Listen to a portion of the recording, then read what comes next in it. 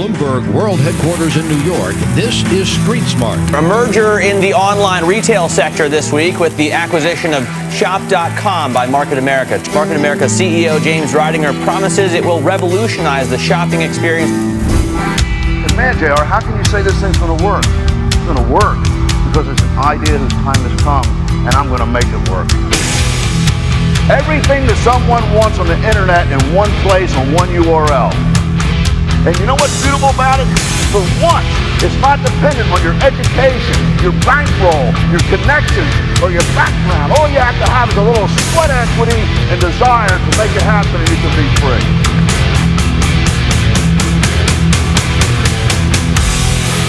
Ladies and gentlemen, please welcome the founder, chairman, and chief executive officer of Market America, Shop.com, and our global, worldwide family of companies.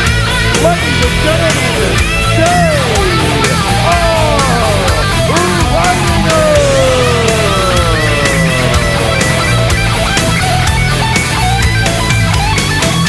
Ladies and gentlemen,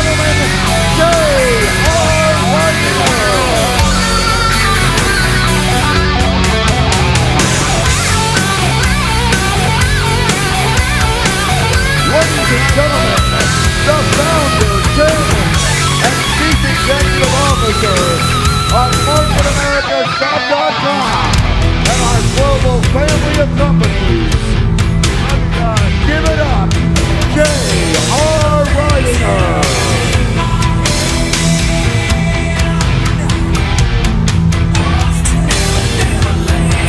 Ladies and gentlemen, J.R.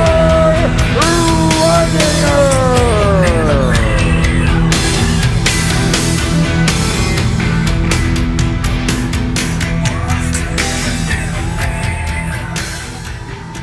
Wow. Thank you. Thank you so much. I had a nightmare about a week ago. I came here and nobody showed up. Hey, Ben, what a beautiful suit. Oh, my goodness. What an awesome responsibility it is for you to come with an open mind and open heart to hear me say something that might help you succeed. That's a lot. And Frank, it's all your fault, all your guys' fault, because you believed so much in the beginning when I drew it out on paper and told my dream and vision, and you led to other people, so I'm in deeper than I get out. Because the most valuable thing is people's belief. So at any rate, here I am, the 65th time, including Taiwan. We've done this a few times. I had the tendency to pack 20 pounds of sugar into a 5-pound bag. I think that it'll hold it, but it always breaks.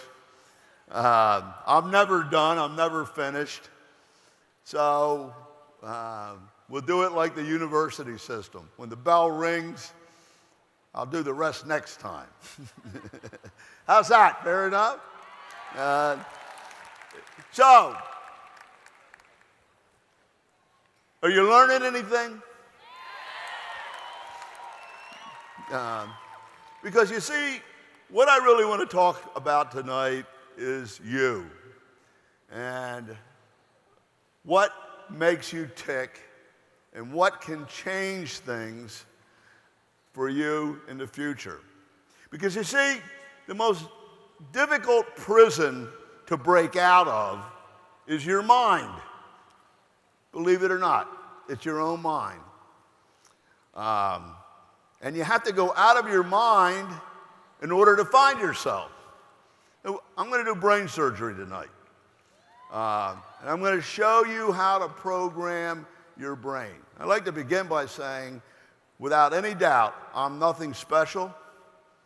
I'm as average as can be. I didn't have any special upbringing, as normal gets. I had great parents. But the difference between you and me is I know how to program my brain. That's it. And if you learn how to program yours, you will experience miracles in your life. You become what I call a hopeless success. It's impossible not to succeed. Actually impossible. So I hope that your mind is open. I call myself a part-time brain surgeon. You know, when you fly somewhere and you're in first class, as you all know, there's a ceremony. Immediately people turn to each other and, what do you do? I said, well, I'm a part-time brain surgeon. He said, part-time? Yeah.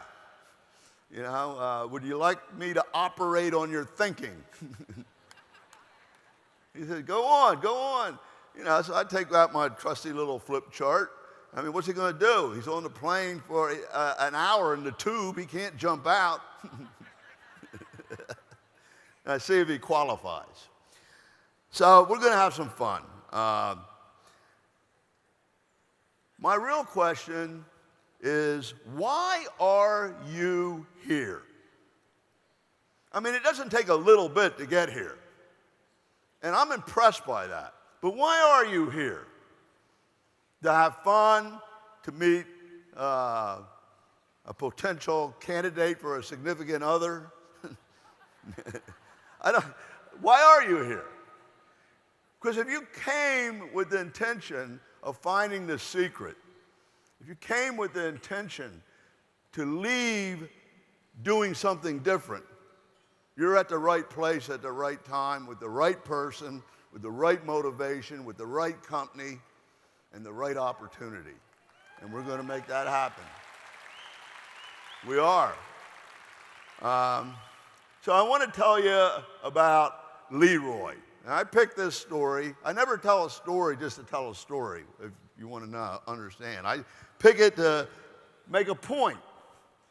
And this one, I think, is very appropriate for this juncture in time in our situation. So Leroy was like us all. He was exuberant, excited about life, and he wanted a red bike. He had picked it out. He checked it out. He knew what it cost, but he didn't have the money. He had to get his mom to give it to him for his birthday that was coming up. So he gave her plenty of time. He prepared her 2 weeks ahead, and, you know, his mom said, that's a lot of money, and you have been, you know, kind of a problem in school. You better go upstairs and write a letter to God why you should have that bike. And they were, you know, good Catholics.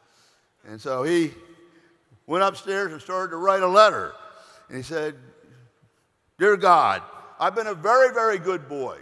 I've done everything right, and I really want this red bike. And Mama doesn't quite have the money, but maybe you can help out some way, answer my prayer, and get me that red bike. You know, he sat down and he thought about the letter that he wrote. He says, God, that's a lie. God automatically knows when you're lying. That ain't going to work. So he said, okay. He threw it out, ripped it up, threw it out. He wrote another letter. Okay, God, I've been okay. I've tried hard. I messed up a few times, but I've been an okay boy. But I really, really want this bike, and I believe in you. Can you please let me have the red bike? He read the letter back like he was God. He said, that won't work. So he ripped it up, and he wrote another letter. Dear God, I have been a very bad boy, but I believe in you so much that I promise that I will never be bad again. Does it sound familiar? If you just would give me this red bike, and I'll prove it to you, and if I don't be good for the rest of the year, you can punish me and take it away. Negotiating with God, right? Anybody ever do that? So he read the letter and said, my goodness, I'm going to get caught. I'm going to get caught, and it's going to be a bad time. So he ran downstairs, got his jacket, His mother said, "Where are you going?" He said, "Don't worry, I'm going to church." Ran down to the corner church and went in the door and up towards the altar. He looked around. He grabbed the Virgin Mary Mother, stuck it in his coat, and ran home. Got upstairs, put it out, sat down to write a letter. "Dear God, I got your mama. If you want to see her again, send the bike." Wow. He wasn't really a bad guy. He wanted that bike bad, but do you think he got the bike? It's a valuable lesson in life. But if he had followed the system and done it right, I bet you God would have materialized the money. His mother would have found a way. And he would have had the bike. Well, you catch that one on the way home. There's a big moral in that. You get it? So I'm going to be saying, do you get it? Does that make sense? Because we're programming the brain today. And once that brain is programmed, it doesn't matter as much what you do. It's almost impossible for you not to do what it takes to succeed. And if the circumstances aren't right, it'll be attracted to you. Okay? And I'm going to show you that tonight. But, you know, I just wish you could understand and could believe like we believe. And understand both intelligently, cognitively, emotionally, how powerful this thing is and what we're trying to do. And that we're at the threshold of potentially being able to change the world. Because we have the technology, we have the methodology. And all it takes is numbers of people believing together. Do you believe that? After all I've said this weekend? But I wish I could grind us up and myself up into a new product, a little pill. You get double BV and double IBV on it. Everybody would get it. And you would take this pill, it would make you do and be motivated to do and habitually do the fundamental things that you had to do every day. And they would add up to what you had to do every week. So you take the pill, I mean, you're doing it. I mean, you know it, but sometimes you just don't do it, right? So, you know, everybody gets the bottle and everybody starts taking the pill. And a month later, I look at you and you haven't done very much. And I say, I mean, this is impossible. Because anybody that gets this pill, this belief, this motivation, always does it. Let me see the bottle. I said, look at the bottle. You only took 3 pills. Isn't it funny that even if I gave you a miracle solution that would fix everything and make it happen, you just had to take the pill, but you end up not taking the pill? Well, at any rate, if you took the pill every day, you take this thing and it gets into your bloodstream, you would start to know what we know, feel what we feel, believe what we believe, experience what we experience. And you would break out in sweat, start shaking, bust out the door, and talk to everybody, or qualify everybody, and become a hopeless success. Do you know what I mean, Elizabeth? Doggone right you do. So I'm going to give you that pill today, but I can't make you take it every day. So the most important person here tonight is not me. I already made it. I already know, a long time ago. I don't do this for money. I got so much money I don't know what to do with. I can't even imagine how I got it. It's just it's unbelievable. It's actually unbelievable.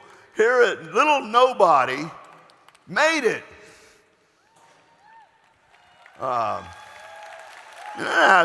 Nobody helped me. They just kicked me when I was down.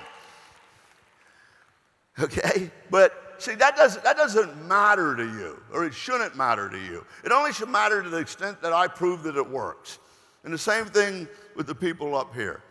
The bottom line is, it's about you. This whole business is about you. Not me, not the other guy, not these champions up here that already did it. It's about you. Why are you here? And what do you want? And what do you need to learn and do to make it? Because it definitely works if you work it. You cannot deny that. The proof is already there, right? Oh, come on. You know, is it there? It works if you work it. Okay. So it's going to be about you tonight. Okay, so look. I give you the bottle of pills. Here we are. There's nothing that can stop you if you take the pill, but I have not been able to figure out a way, to get you to keep taking the pill. So we come back twice a year. You get all riled up, and you get about a month into it, you go back to your old ways. Is that true? Things distract you. I'm not blaming it on you. I know the way it is. But if you really want to be successful, you got to stay on schedule with that pill, the JR Belief Success Pill. My goal is to fulfill this arena with directors and above. It's definitely doable, and I'm not going to rest or stop until I accomplish that. But I could use a little help from you. Because we are always pregnant. I have been pregnant for 25 years. I mean, we fool around a lot. And we have a good time, and sometimes we slip up and get a new great idea. Or sometimes we're really in touch with reality, and we get pregnant. But I've learned that it's easier to conceive than it is deliver, right, ladies?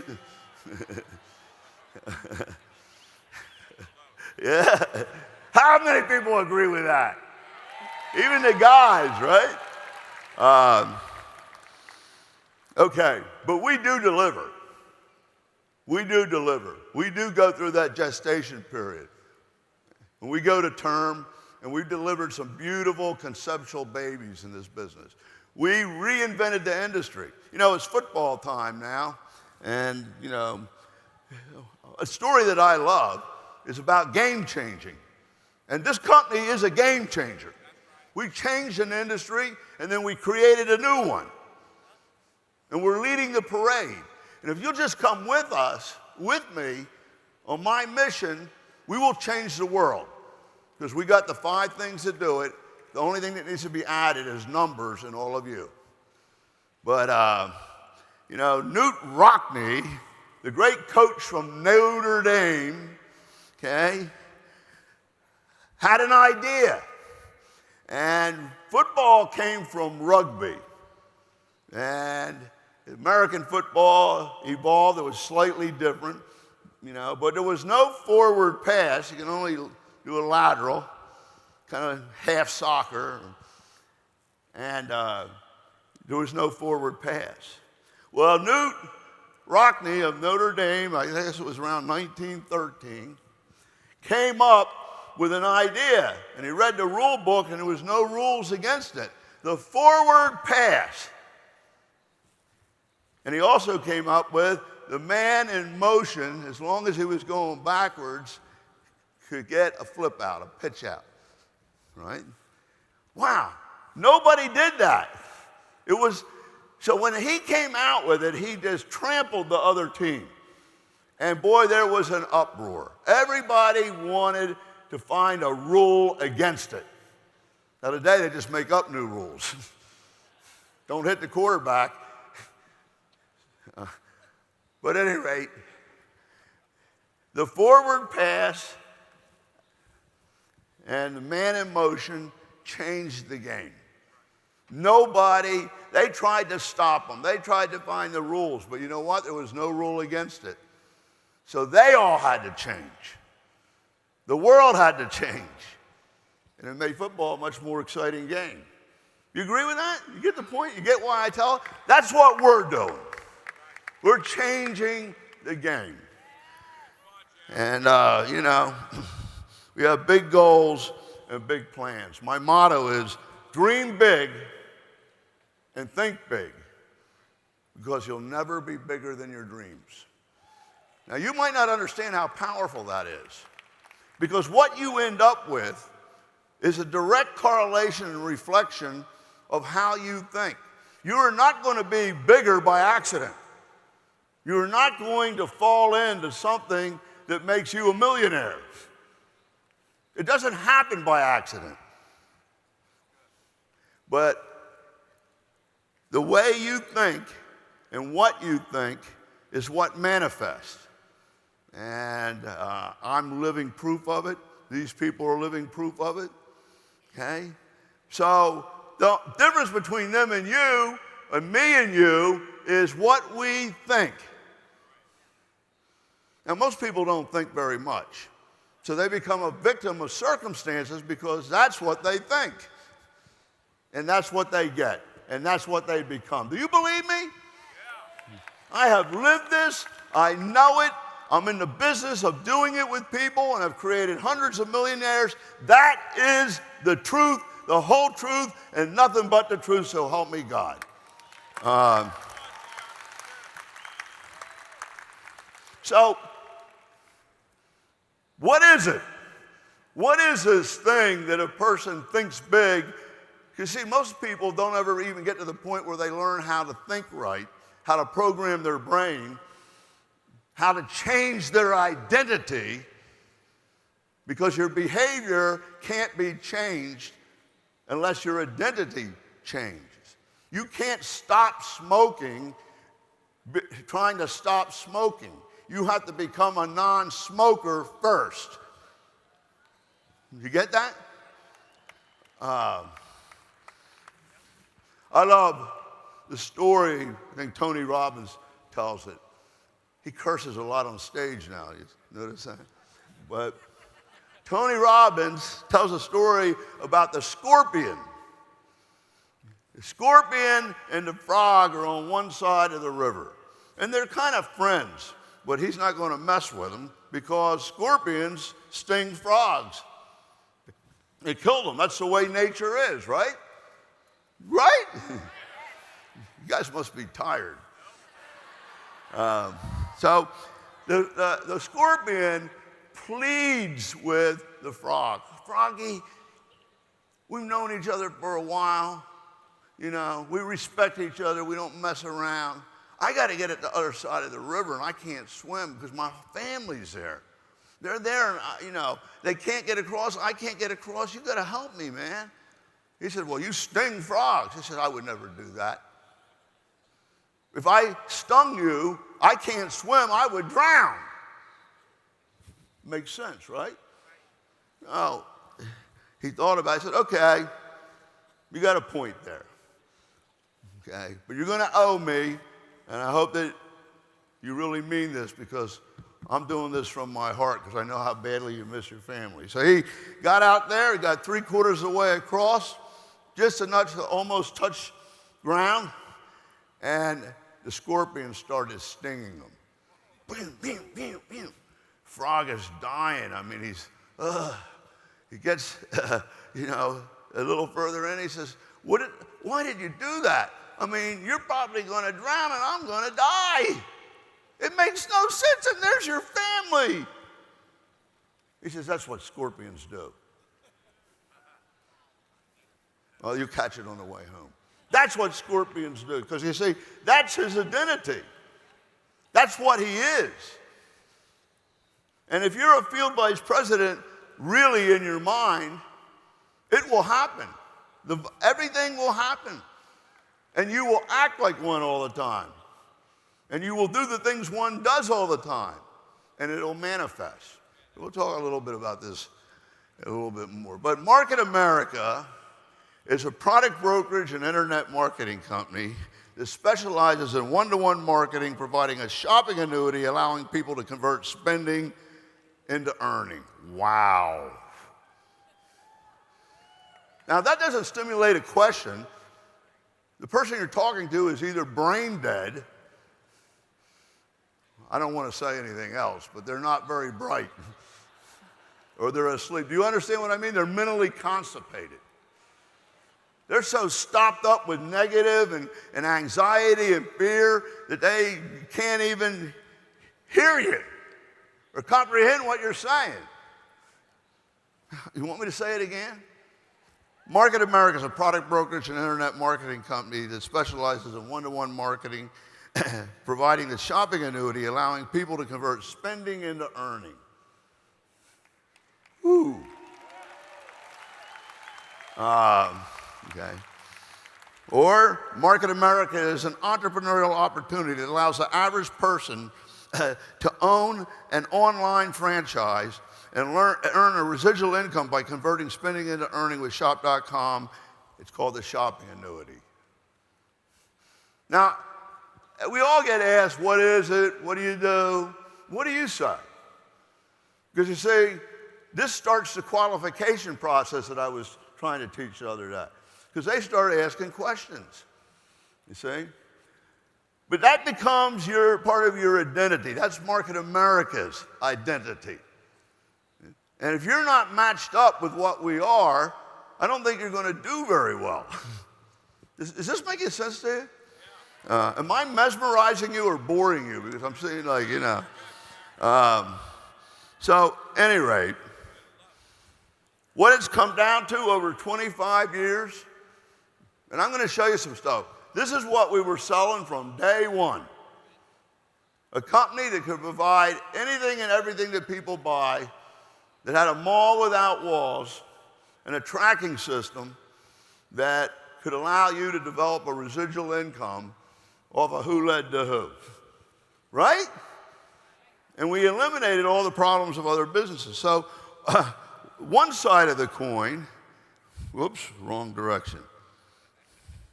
What's happening here? I can't get it. Yeah. One side of the coin is the business majors. Businesses within a business, where somebody that has a talent or an interest or an inclination or connections in a certain business area can have a business and have a tremendous retail business from it, make money and lead to others that they're connected with and earn a residual income. And you don't have to do any of those. It's kind of like a shopping mall, all different types of stores. You do the one you want, right? And we have a totally turnkey system, marketing support, training, everything needed to get the customers. You just have to do it. And it's not going to cost you 150 grand. You understand what I mean? Yeah. So to try it at Market America, we eliminate the barrier of economics. Most average people don't have 150 grand. And that would eliminate them, wouldn't it? But it's worth 150 grand. The problem is because we don't charge that, you treat it like a nickel and dime operation. Yet there's people that are making millions in it. You know, so the other side of the coin is the shopping annuity, which puts a major in one of those areas at the maximum profitability. But the bottom line is this very simple concept that I started with. People hate to be sold, but they love to buy. When you go to the store and a salesman comes up and says, hey, can I help you? What do you say? Yeah, help me, I want to buy something. You do that? No, we don't want to be pestered. We don't want to be pressured. We want to make our own decision. But we want what we want. True or false? So we know what we want, right? So instead of trying to sell stuff, why not figure out what people buy? And simply provide them a better product. Or simply provide them the product that they're already buying at a better cost. Because everybody shops, everybody spends. Think about this simple concept as a business, rather than being, you know, a Mary Kay or a vacuum cleaner company or, you know, a website company. We can do all of that. You talk about something transparent, natural. Everybody wants to have a nest egg. Everybody's broke. And the guy that has money, he can't stop working because he's broke at a higher level. He's spending all that money. And it's a much longer fall because they don't have residual income. I love talking to people like that. Builders, entrepreneurs, doctors. Well, they got to be running the people through the office. The guy tells me, I made $8 million last year on that building. I said, oh, whoopee-doo. I help somebody else make 6 figures, and I get paid a couple $100,000 on that for the rest of my life.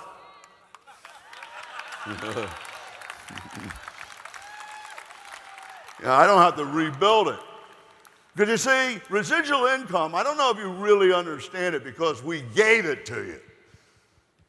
It's almost impossible to get. And it's reserved for the elite, privileged. You got to invent something and have a way to get it out there and brand it. You have to make a movie, be a movie star. There used to be in music, but they took it away. So you build something once, and as long as it's working and valuable, you get paid over and over and over again without having to put more time in. Who else has that? That's the golden egg. Are you getting this? So I know that we have the most incredible system, model, and program ever invented that addresses the average person and the masses, that can change the economy. This is not small stuff. We're the best at what we do, and we're just getting started. And I need you to go out and spread the word. Okay, and it's kind of funny. Products emerge and disappear overnight. You aware of that? And it's an information age, a technology age. What happened to Kodak? A $1 billion company, 50,000 employees or whatever. And overnight, because of digital, it disappears. Great brand, you got to use the brand somehow. Give it to me. I'll make you some money. Think about it. We used to have disc. We started out with what do you call them? Plastic albums, then LPs, then it went to cassette tapes, then it went to 8 tracks, or 8 tracks into cassette tapes. All music players. And overnight they disappear. You see? But our business design is that we go with the trends. You determine what we sell. And we're modeled to be able to sell anything. We're modeled to be able to change with the times so that we're always relevant and we're always leading the parade. You understand this? Nobody else has this. Okay, and because it's built on unfranchised owners, it turns into a marketing monster. And you have determined all the products that we end up with, whether you know it or not. And because we're market driven. And when a product doesn't sell, or we bring out a product that you don't like, okay, it doesn't go. We get rid of it. A lot of you haven't been around long enough to know some of the products that came on, and they were great, they were okay. But the pricing changed, the market changed, or whatever, or there was something better. So we moved to what was best, what was hottest. And you're all hungry. You're hungry, and being hungry is the key to success. If you're not hungry, you're not going to make it. You're hungry for BV and IBV. So when you see a product that moves, all of these cells are hungry, and the marketing monster reaches out and sucks it up. Okay? Do you understand that? Where am I?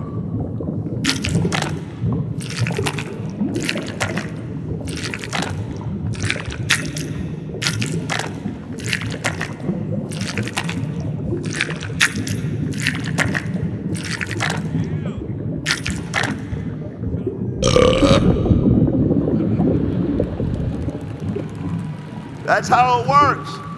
Hey, who else has that model? So when I ask you guys, we're now at the technological level where we can do digital aggregation and we can determine what people want instantly and bring the product out every month. Are you going to vote? And if what you vote for wins, are you going to buy? Because you're spending less money. Is that genius? That's almost as good as people hate to be sold, they love to buy. So why try to sell them stuff, find out what they're buying? That's one-to-one marketing. So the shopping annuity makes its debut, and it's converting spending into earning, lowering prices and the cost of shopping while providing residual income to members simply by shopping. And if we are able to track their footprint, because if it's working for you and you're saving money, you can't but help tell your relatives, right? And your friends and people at work. So it almost spreads virally. And everybody shops. Not everybody buys cosmetics. Not everybody buys websites. Not everybody buys, hairspray or whatever. But everybody shops because they got to live. And to live, you got to spend. How natural, how transparent. This is not relevant to a market size of, 10 million people or 100 million people. This is the whole world, everybody. Do you understand or comprehend that intellectually? Okay, so we work in I just want to go into this a little bit. Our marketing plan, some of you see it and it's so ingenious that you see ways to manipulate it. And that's only because it's a miracle creator. It's like changing football with the forward pass and pitch out, man in motion. Do you understand that? Totally changes the game. And but there's some vulnerabilities in it. Why do we love the plan? I mean, if anybody's been around, first of all, it changed the industry. But not only did it change the industry, it was so powerful that we created a new model, a new industry. And we're leading the parade, and it's in its infancy. This is like the beginning of cars, or the beginning of telephones, or the beginning of Google. And it's just as big as any of those, the power of it. And there's not one reason, one valid, intellectual, logical argument that can explain why it won't work. At this point, the only reason it won't work is that you won't do it. And then I'll go find somebody else. Because it's an idea whose time has come. And it's going to work because I'm going to make it work. And I hope that you're with me. Because the early adopters are the ones that make it. But let's think about this. What makes the plan so revolutionary when you contrast it to the antiquated things that are out there? Okay, well, it only takes two legs. I didn't say two people. Two legs, okay, rather than contrasting that to and anything else, 10 to 20 to make six figures, right? Arlene, you're not going to be able to do it. Some of you complain about two. What were you if you were in another company, the antiquated, old-fashioned way, and had to build 10 to 20? Well, the statistics over 50 years show that the average person from the DSA is able to sponsor 2.84 people and keep them for a year. So we're under two, but the real reason for two is the smallest multiplier that exists. You can't have a half of a person. So 2's the smallest, and we figured out how to pay the most money on the smallest production. There's a vulnerability in that. Somebody may be able to manipulate if they don't follow the rules. That's why we make you follow the rules.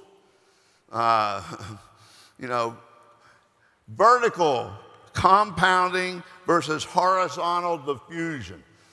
When you got to keep adding people on, nobody has a common interest. It's a dog-eat-dog fight. They're all competing. But the way this works, profit and stability are built vertically because you have to secure each leg, so that's building depth. Normally, profitability is in width, but it's only 2 here. All the profitability is in depth. That's miraculous. You know who invented that?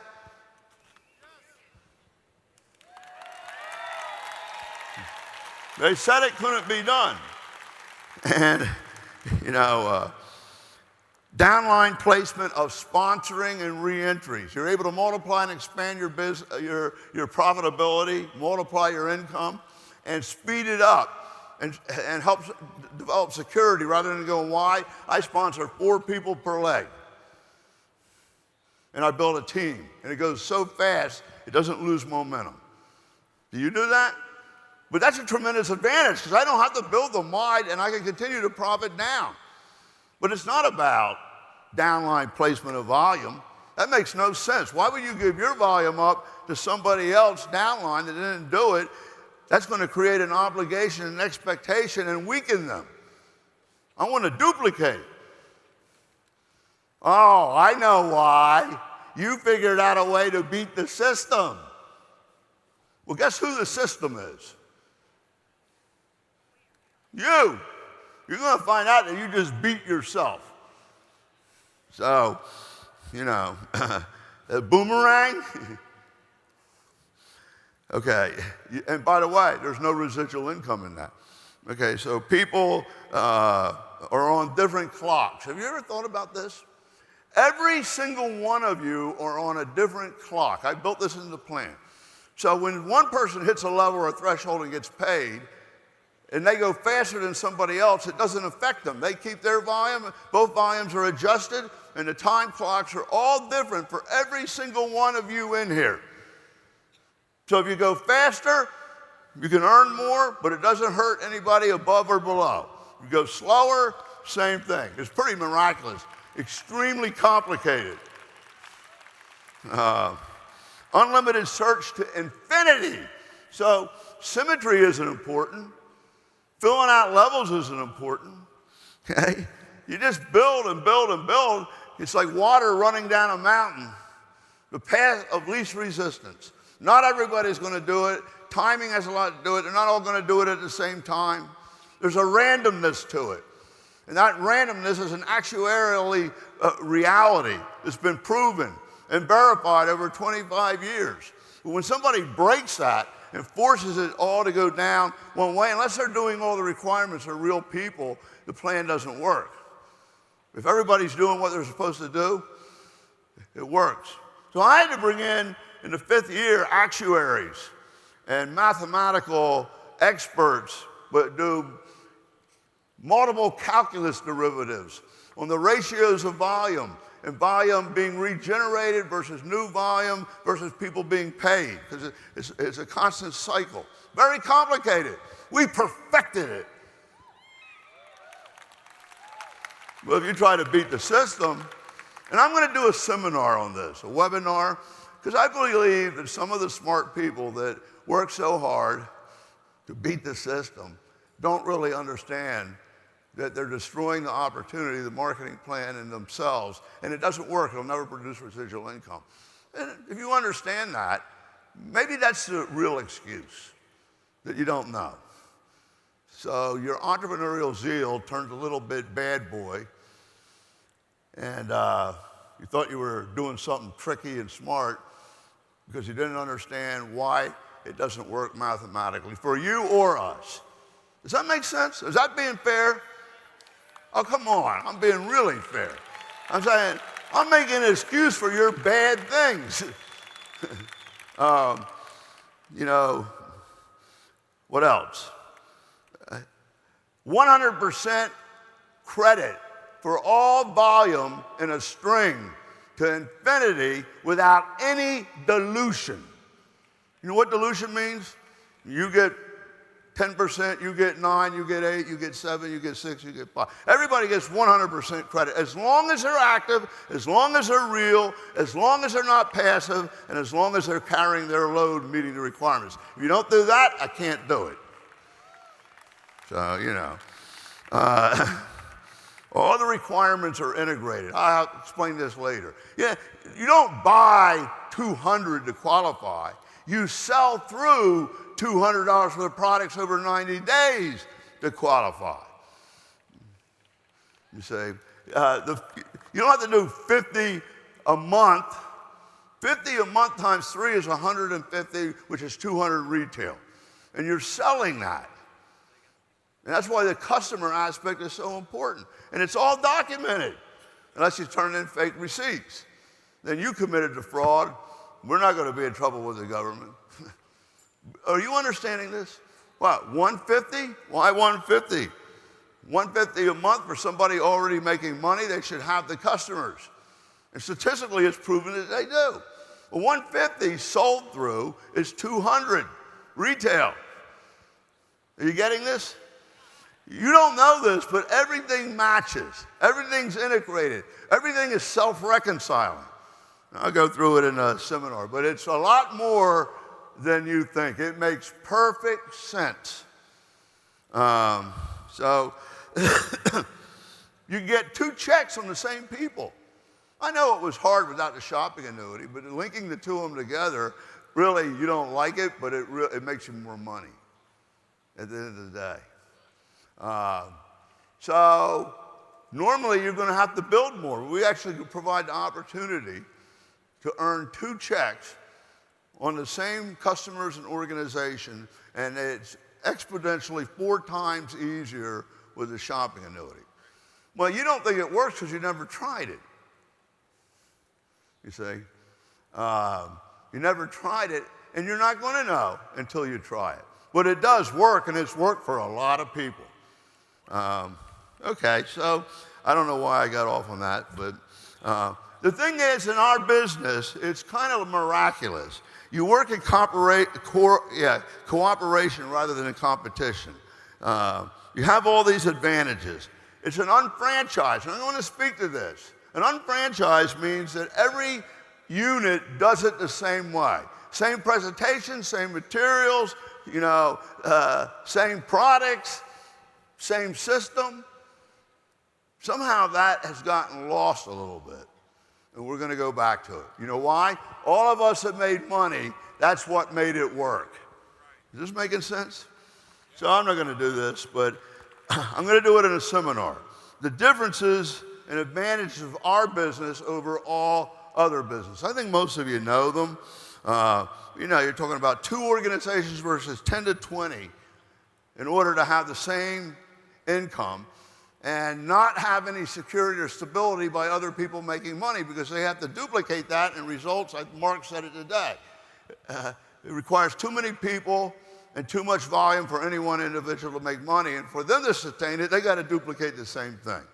So we got the solution. You say, we are the miracle.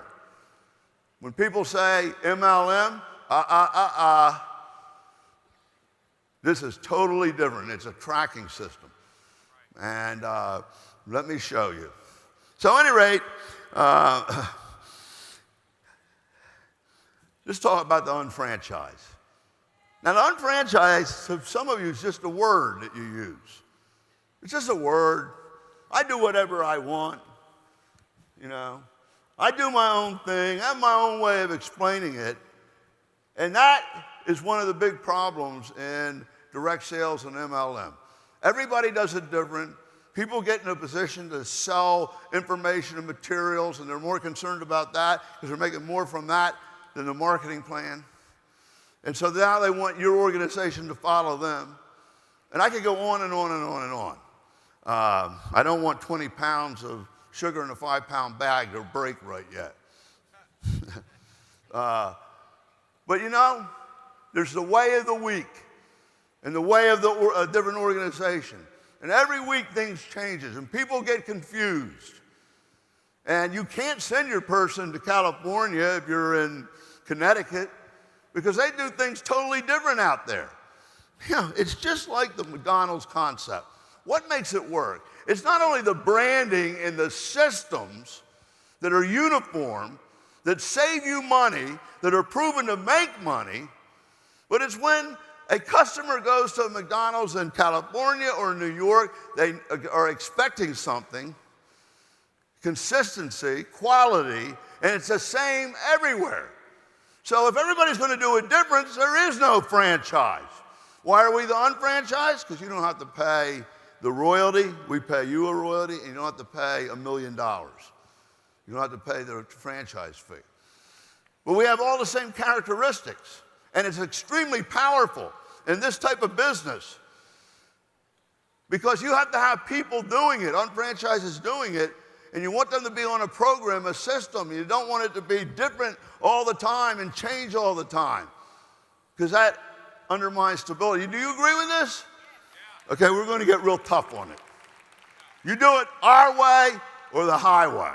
And that's how it is in a franchise because if your McDonald's has pink rings, you're destroying the brand and the system. And if you're serving other things other than their products, people get confused. I came here to get my fries. They ain't got none. Are you comprehending this? And we worked very hard on this, and it worked perfectly for 15 years. I got busy, and I don't know what you did. But you should want it to be this way. Oh, you got a great idea, so you're going to do it different. Then your two people have a great idea, and they do it different. What's wrong with doing it the way it worked?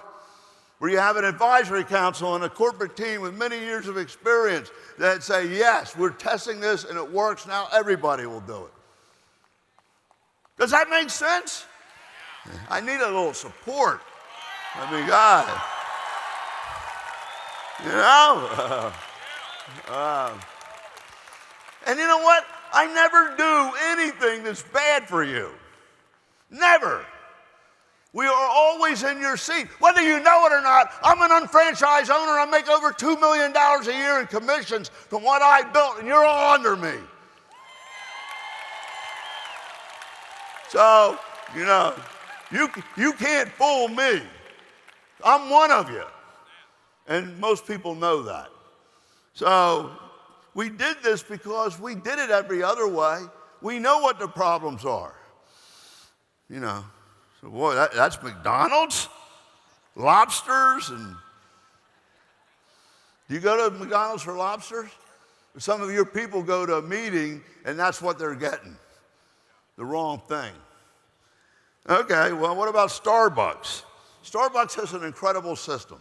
It's very systemized, just like our unfranchised is very systemized. And when they go there, they expect to get, you know, cappuccino, whatever. But you got a better idea. And in your Starbucks, you decide to change it to Crappuccino and Depresso. Well, that's what you're doing. Totally analogous. Exactly what you're doing. And you're wondering why it doesn't work and people get confused. I'm telling you, isn't it better to have strength than your personal egotistical idea rule the day? Well, let me tell you something. In franchising, it's a contract. And they're very strict about it because it's about their brand. It's about the economic model. And if you go do it another way, you lose your franchise. So I'm giving you a chance to straighten up.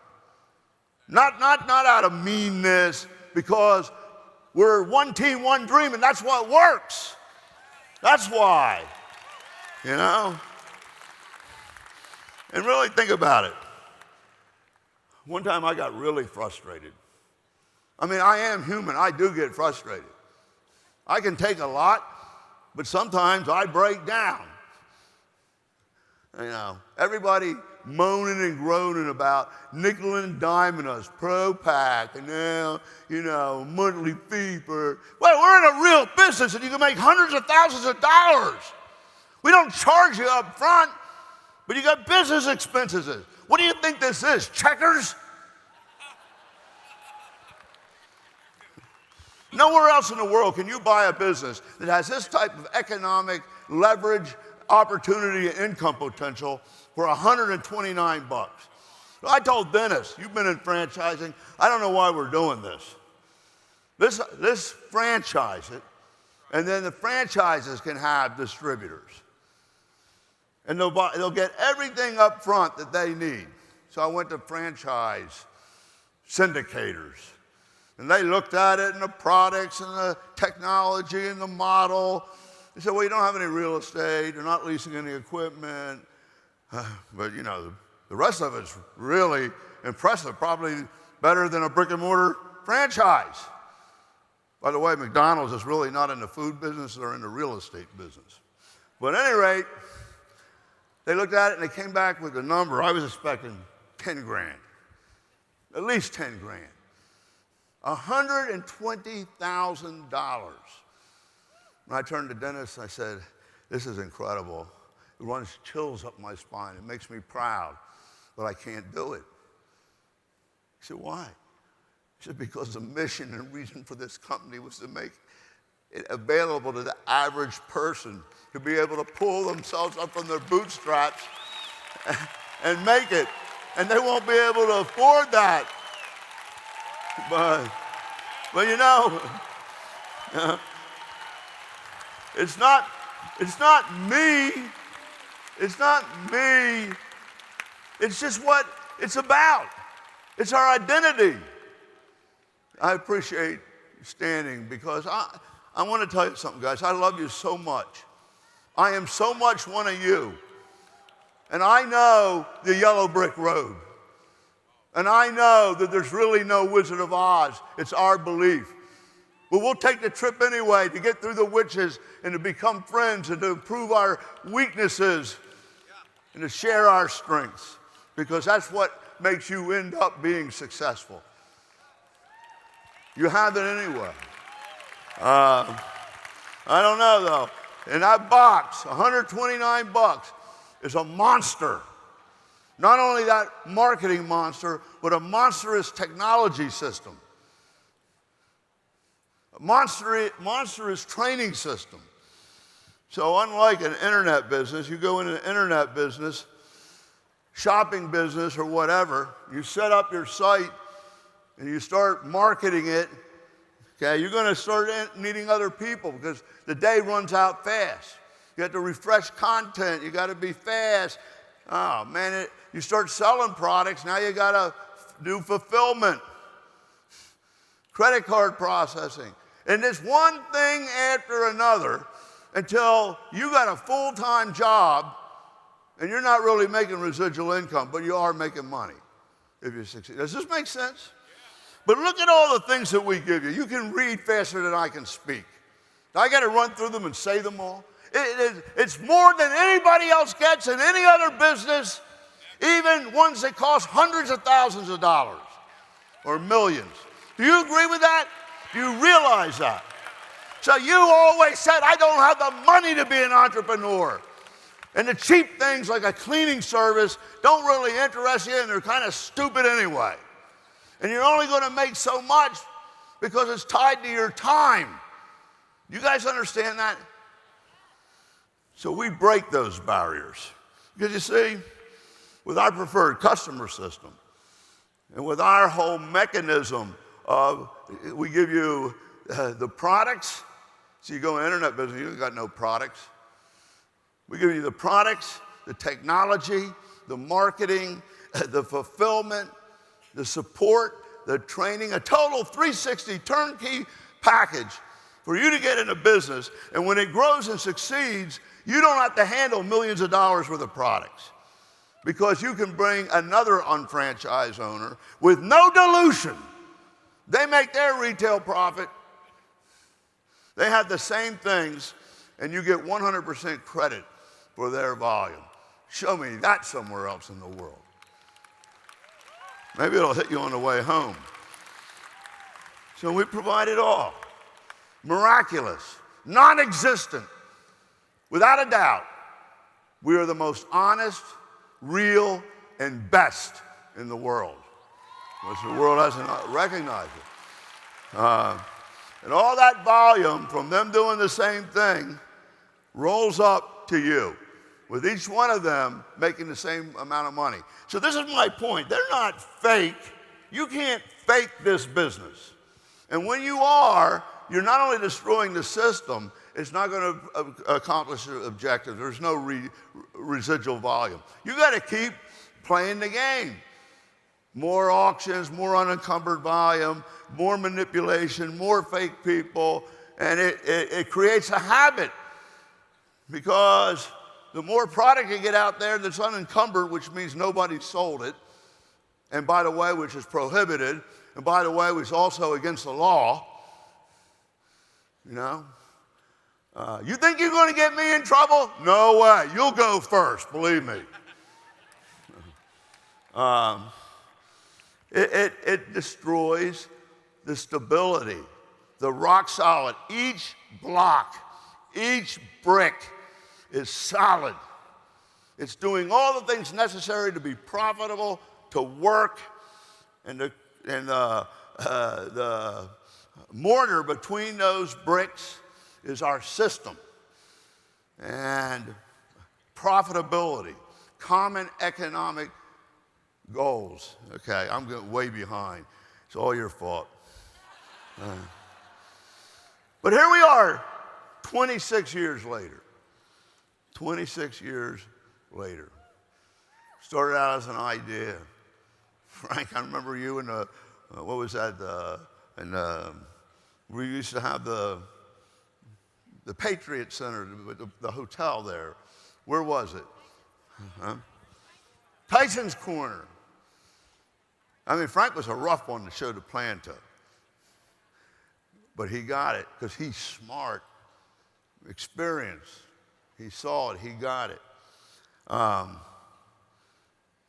26 years ago, 25, 26 years later, we have an incredible record, incredible growth, incredible volume, incredible friendships, incredible love, sustained success. You don't have to worry about the check coming on Monday or whenever it does, or into your bank account. I used to like to get checks, you know. But at any rate, it's a digital age. You don't have to worry. As sure as the sun comes up, that check will be there for 26 years. You know, I don't want to weaken that. You know, but now what we have, and I tried to explain it to you yesterday, we're at the threshold of another revolution.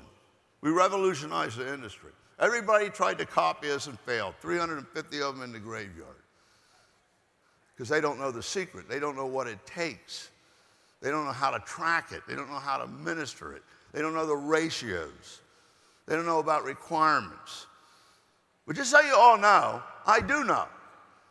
And if you're doing something wrong and you don't mean to, you need to know why that doesn't work for you or for us. And the right way is the only way. And it ain't bad. So why beat the system if the system works better than what you're doing? Okay, so, but here we are, 26 years of doing this. We've had some great memories, some great times. This is your turn. I had a ball with these people. I love them. I love the money that they make. They make me proud. We did it together. We were all over the country. We traveled together. We worked together. We laughed together. We even got drunk together. And it worked, and we're solid. But now, everything that I talked about back then, the mall without walls, one-to-one marketing. People hate to be sold, but they love to buy. I didn't have what it took to do that. So to keep them, I had to make sure they made money. But now we're there. What's going to happen? This concept can literally change the world. I'm telling you, it's as big as Google. Everybody shops. Today, everybody searches. It's as big as, as Facebook. It's as big as Apple. It's as big as Uber, but much bigger because everybody shops. Everybody doesn't always need a ride, and that's only one market vertical. But they came out of nowhere, matching a ride to a person that needed one and a person to a ride in real time with geo-tracking, and we're going to do the same thing. You believe that? Oh. Okay. If we do together what I showed you yesterday, did you understand the digital aggregation? You each have a group, each is an individual, but there's commonalities because everybody else has a group. And there's so many people in each group because we're connected now. Want the same thing and can order it. We're going to do billions and billions. Commissions are going to go through the roof. It'll spread naturally because when something works like that and saves people money and is easy, they want their relatives to do it. They want their friends to do it. They don't need to recruit anybody. They're not even talking about a business. They're talking about saving money and getting a financial vehicle that'll turn your spent money, gone, you're broke, into a bank account that yields. What about that? That ain't genius. Well, I'm way behind. Okay, so this is the same thing I was saying 20 years ago. Let that roll. 25 years ago. Anything that you want, you can get through Market America. The day will come when we'll have food, we'll have sporting goods, sporting wear. I mean, whatever people want to buy, why not? Why not? It just makes your commissions or your income go up. Yeah, that was 23 years ago. Our first couple years. Same thing I'm saying now. We didn't have what it took to do it then. So I made sure everybody made money. And now here we are. Do you know what that means? What does that say up there? Believe. Come on, put that thing up there. We started out with belief. We had nothing. Nothing. You had to call everybody up in your group to figure out your volume, and some people lied. I could go on and on and on, but we had the MPCP, and we knew that that worked and made sense. So we filled in products as we found them, and we built, and we built. And we had the mall without walls because we kept adding what you wanted, what you found. Some of them lasted, some of them didn't. We found something else. Hey, one year we were doing $60 million in thermochrome, a product that I came up with that nothing was wrong with, but the FDA is in cahoots, with the medical community and big pharma, and they don't like people to take supplements. So they found a football player or baseball player that took too much, and they basically took it off the market, even though the ingredient in it has been used in Chinese medicine for 2,000 years. Well, guess what? Dennis and I came out with OPC3 and isotonics, a couple other products. The next year we did 120 million. You don't get that. Most companies would be tanked if they lost that volume. The system works.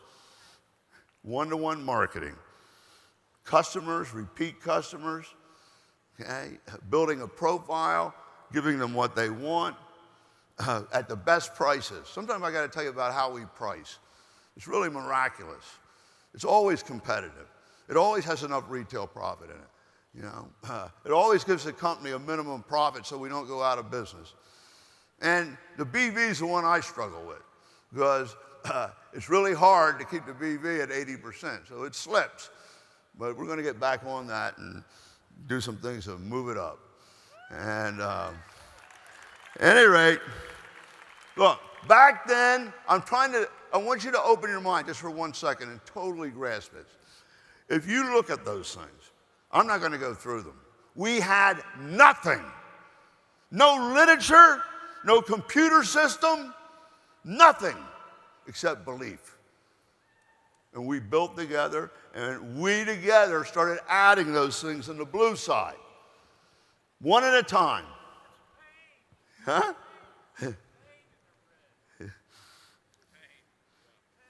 Yeah. Oh, I mean, Frankie, we're always smart. So no products, no product director, no new distributor training. All of that changed. It got solved by us. Do you get it? I'm going to say it one more time. We had nothing. Nothing. And we turned it into something. And we duplicated it into a billion-dollar business. Okay? So, we're in a new chapter. You have been here today and have heard about the shopping annuity, about how it works, about what's going on in the marketplace, that there's a conspiracy against us by the establishment to keep us separate and to charge us as much as they can. And 70% of the cost of the product is not even in the product, and is totally unnecessary in a digital age. But nobody has what it takes to fight back, to have a revolution, to take our own economy back. We do. We do. So what that means is this is totally analogous to the beginning. Oh yeah, sure, the shopping annuity needs to get easier. We need this and we need that. Didn't you see that's what we're doing? It took 20 years or 15 years to get the MPCP and unfranchise and products right. So it was really solid and didn't have holes in it. This is going to take 2 years to be as strong and better than that, and it's already good. And it just gets better. So you don't need to make the 15-year, 20-year trip. But they got in then when we had nothing and believed, and we made it happen. What if you get in now? It's something that's exponentially bigger and more powerful. You will be one of them. Do you get it? That's my point. You know, I used to say, one day you'll be able to buy and supply everything you or people want or need. You heard me on that tape. Today, that's a reality. You know, so here we are. 6 things that it takes to become a Google in shopping. 6 things that it takes to be a Facebook, a Apple, a Microsoft. Now, they were extremely smart, but the market was not receptive. They had to make it happen. People didn't understand computers. They've changed everything. You with me on this? Is Vince here? You know, somebody talked to Vince, who was at the beginning of shop.com when it was catalogs that they put online that you could order from. And their engineers helped make the Amazon marketplace. This guy is a pioneer. He's been through it all. But it wasn't easy, and it was cutthroat. Some people came that far from being a billionaire and just missed by a hair because of the way the venture market was. And it's quite a trip. But you had to have the right things that address the market requirements and the technology requirements in order to even have a chance. Now, nobody else has this. And I want you to understand and remember this moment as I am speaking to you. Because just like I said, it's an idea whose time has come and it'll work because we'll make it work, and we did. It's the same thing at this very moment. If this will work with you or without you, and I will make it work because it's my dream, I'm passionate, I'm driven, and I want to make history and leave a legacy. And I want to fill this place with directors. So, All I'm saying is the dream started 26 years ago with these guys. Couldn't quite do it or pull it off, but I made sure they made money. I mean, they made the money. I for sure made sure there was a way to do it. But now, it takes this. In order to convert spending into earning, and everybody shops, and allow them to convert what they're already buying and what they're shopping for and what they use, you need 6 things. 1, a monetized network. Because you have to start with a reach where people can reach people and share it with them and help them. Does that make sense? It has to be monetized because you just don't do it for fun. Although it is fun to do. Okay? Who else has that? Well, you might name some floozy network company or something, but they don't pay what we do. They don't have the system that we have.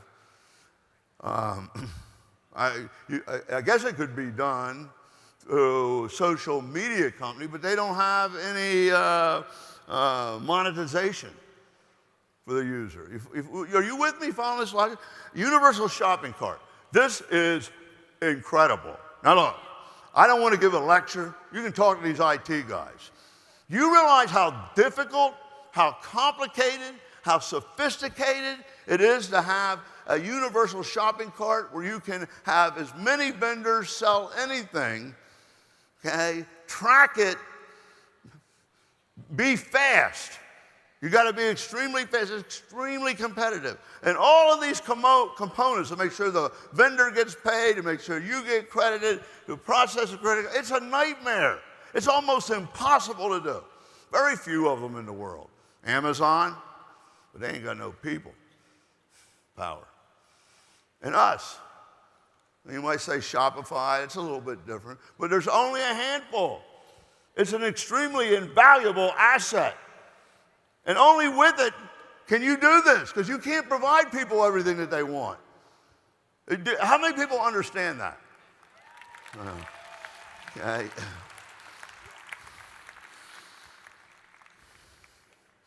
Okay?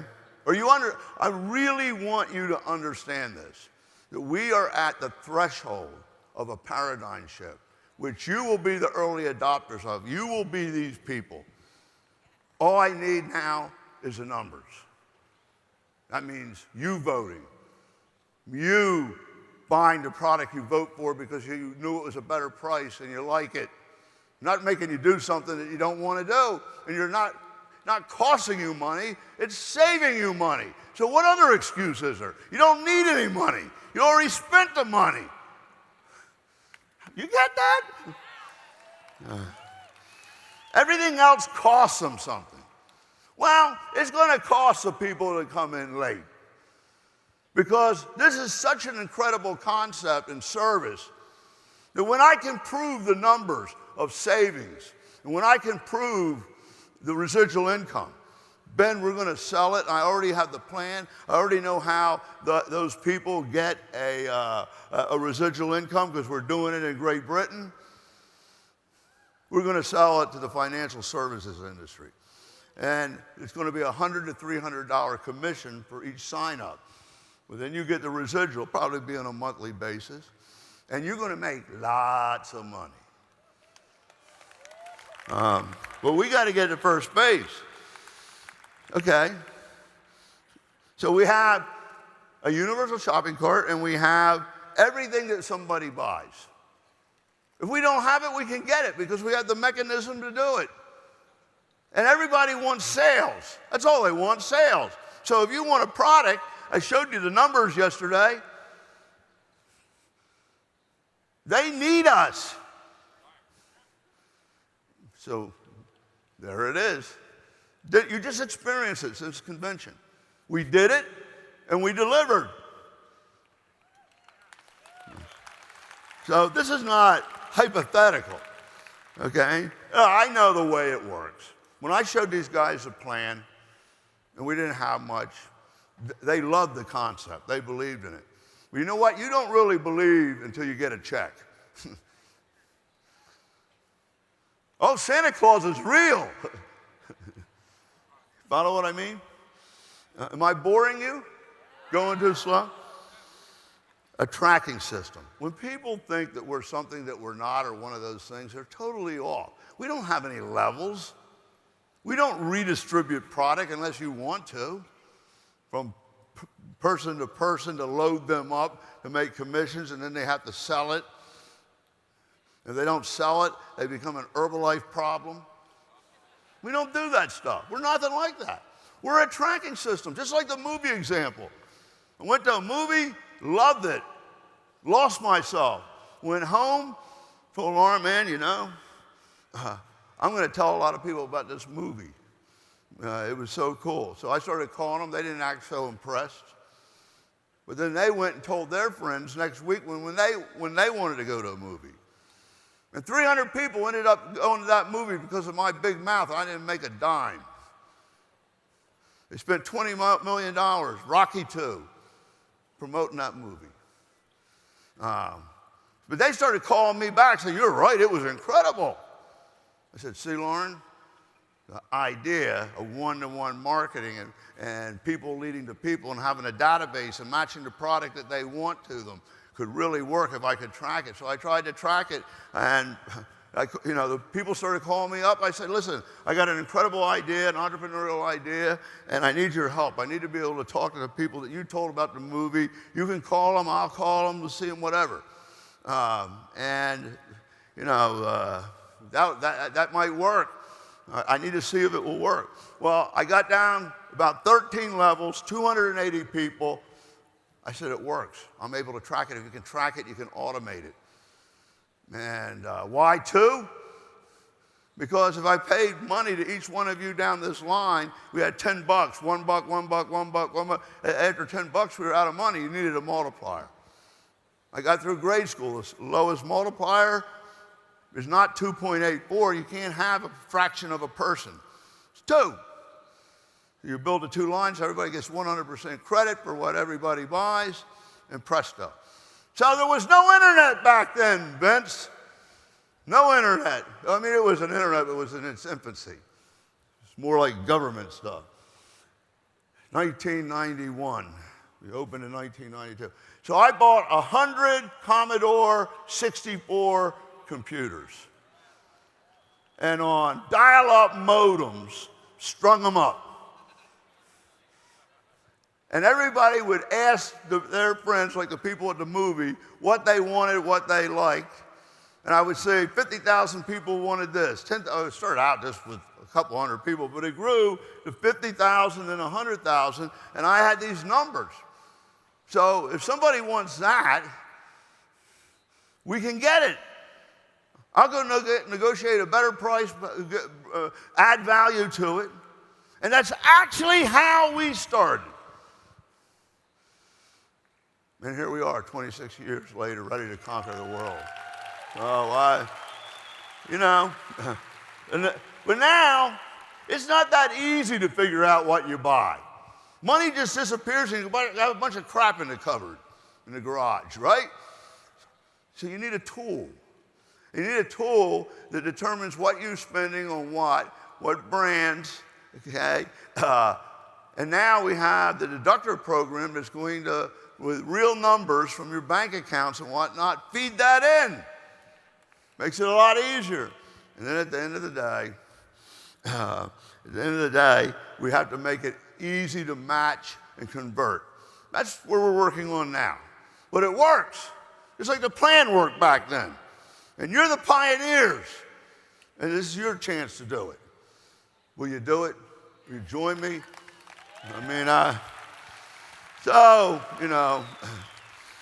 But that's not enough. All of that is wonderful. But who's going to get paid?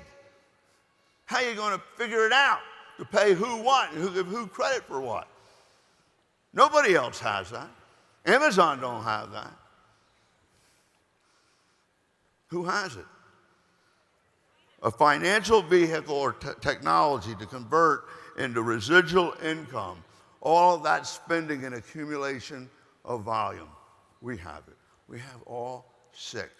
Nobody else has it, Nobody else can do it. We're 160,000 strong. We're ready to go.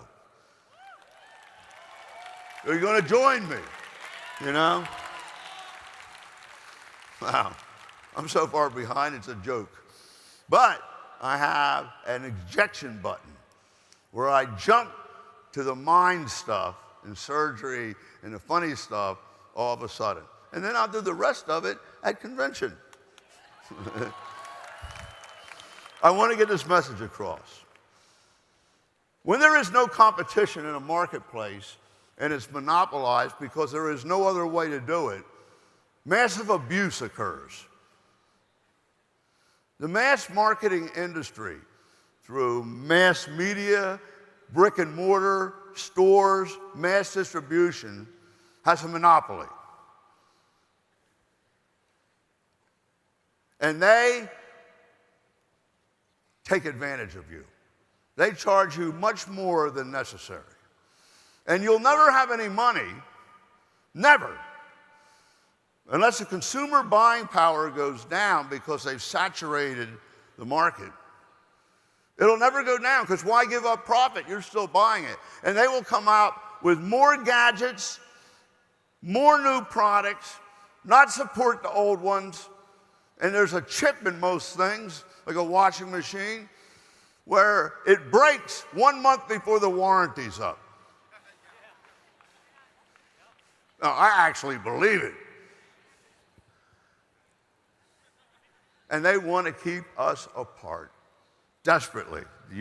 We cannot connect. We're in different geographic areas. Okay? We're on different time zones. So now they can control us and dictate the price and how we get it and when we get it. Don't they do that? And you end up with no money. The proof is in the pudding. America's spending and debt went up last year. Their income stayed the same. And the price of products was 7% higher increase than inflation. You don't call that getting ripped off? Why? Why did the price of the product have to go up? Because you have a whole chain. People shipping product to logistically to different locations, huge inventories.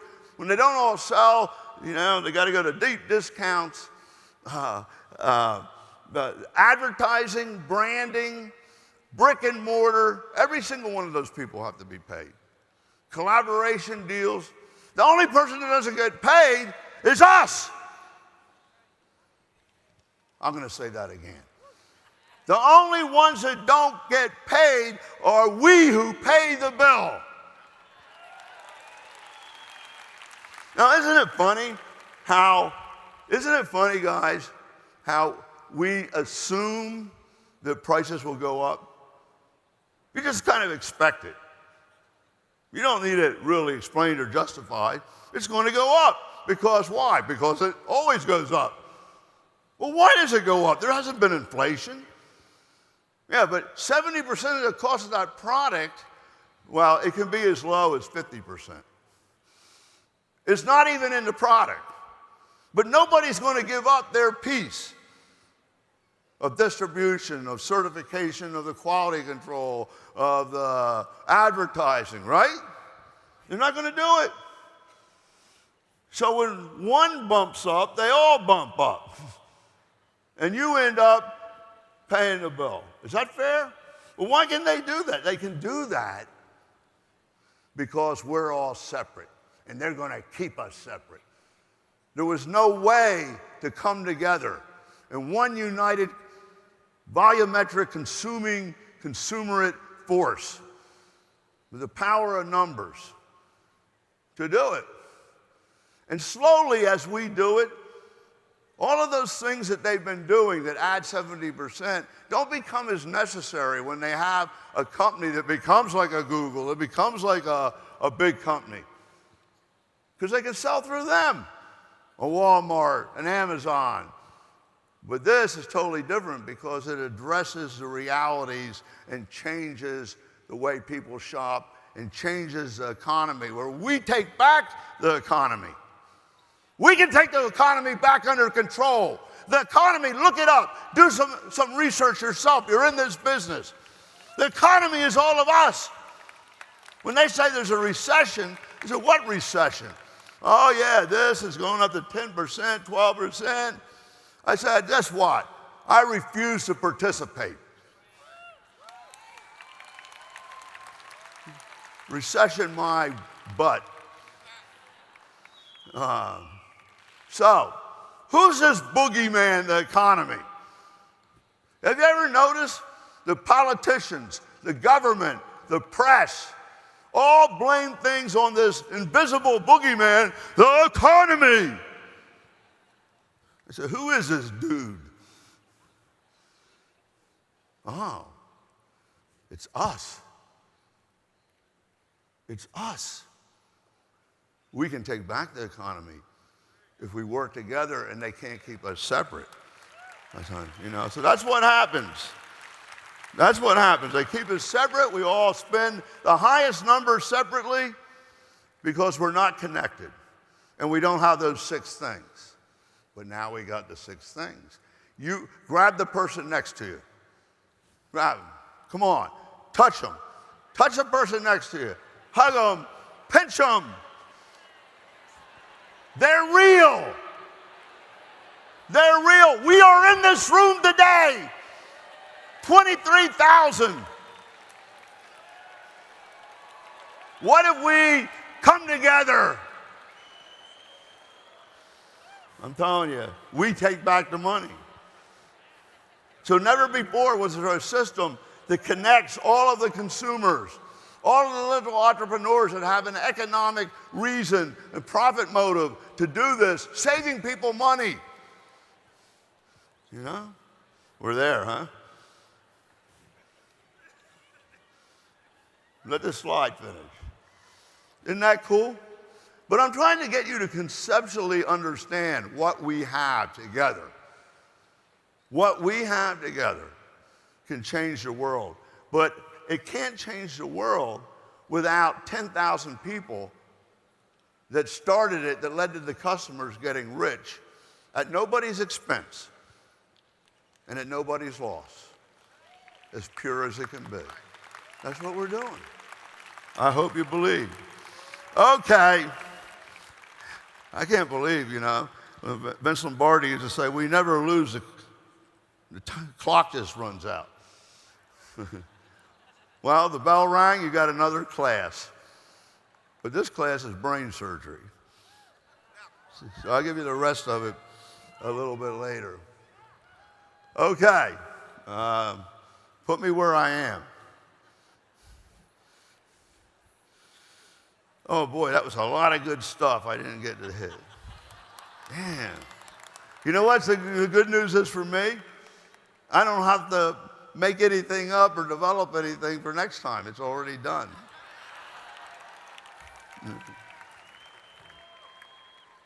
We're never done. I used to have this hang-up that I had to tell them everything because I want you to know so badly. And I know that the only thing better than believing is knowing. So Princeton University, many years ago, did some research. They have a department of psychokinesis. And they published a article, in psychology and psychiatric journals, that they had measured and verified that a creative thought or a decision took 1/1000th of a volt to spark across the cerebral cortex. And that literally could change a person's life. You ever hear, made up my mind, changed my mind, got an epiphany? Huh? That's what they're talking about. Now, the funny thing is, every single one of you have a brain, and you have a soul. Now, the depth of the soul, or the karma, or the belief, or the passion, or the love, affects the brain. But the brain is designed as a computer It's more than a computer.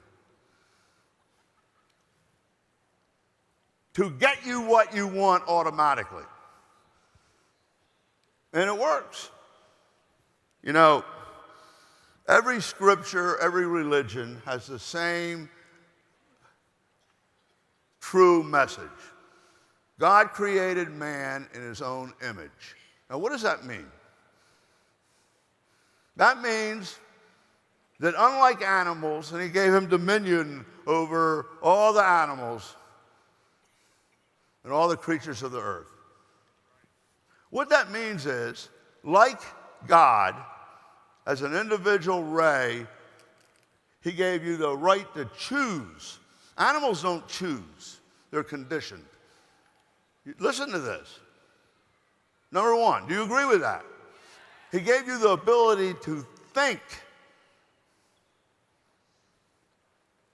And he gave you the ability to create. And with that, there's an expectation that you will do that. Make decisions. Right decisions. Right thinking. Huh? Are you getting this? I mean, this is very deep. You can't escape it because you were born and God don't make no junk. You see? And you have a mind. You have that brain. And it's already set up to get you everything that you want. Your soul's desire. And you work real hard screwing it up. And it's out of ignorance. And I don't really get mad at a person that's ignorant. I get mad at a person who's intelligent and does the wrong thing.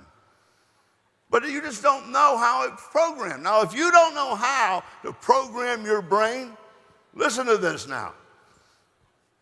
It gets programmed itself from the environment, from what it hangs out with, from what it hears all day long, from the gossip, the BS, the stupid entertainment. So that's why you end up the way you are. It ain't really your fault. Your brain manifested what you are, what your brain's been programmed. Do you believe that? I'd love to debate somebody on it. Okay. There's two things from the brain. You see, it's programmed. You either have right thinking or wrong thinking. If you have wrong thinking, nothing's going to happen right. You see? Now, what stimulates your thinking? You ever wonder, how do I get a thought? How do I get a thought? Okay. Well, it comes from your identity. It's basically based on what you've been programmed up to this point to believe you are and feel that you are. You know, it's like the scorpion thing. It's like these guys here are no different than you, and I know them. I know when they started. They weren't that great. But they programmed their brain and did the right things. And they started to see and believe and understand intellectually and logically how they were going to get to a level by what they did each day, each week, and each month. And they accepted it. And when you accept something, that's when two or more come into agreement. Your brain and your life. And then if the circumstances aren't even right, I'm going to show you this in a minute, the brain attracts them. So, Earl Nightingale said, you know who Earl Nightingale is? Okay. He studied under Think and Grow Rich, Napoleon Hill. Anything that the mind of man can achieve and believe, it can achieve. So he studied all the people that Think and Grow Rich was about. And he said, there's a strange secret amongst this, the strangest of secrets that he discovered and documented. You become what you think about all the time. Now, I was 20-something when I read that, and it took forever for him to get to the point. Build up and build up. Finally, okay. I said, that couldn't possibly be true, or I would be a girl. Right? Okay. I met this multi-level, floozy, effervescing, lovable, crazy girl through Bobby Canada. She was something special. So I know how to program brains because I programmed my own. But it's really a lot of work to program somebody's brain who's not receptive to it or won't listen. For some reason, she would listen. Still amazes me. So we worked on programming her brain to make her into a hopeless success. Now, I got to take a little bit of credit. Although she worked very hard, built the whole business, was the most incredible leader, she was a hopeless success. It couldn't go any other way because her brain was programmed. And wait, you don't believe this? You think it's hocus pocus? I can prove it to you. Every single one of your brains are programmed. And the proof is, it's programmed to give you exactly what you have right now. And that's why you are where you are. End of story, bottom line, closed case. Now, I can prove it to you by arguing with you. Oh, no, you can do more. How many of you think that you're living up to your full potential, that you can do more? Because you could die tomorrow and never live up to your potential. What a sad thing. Okay. I can prove it to you.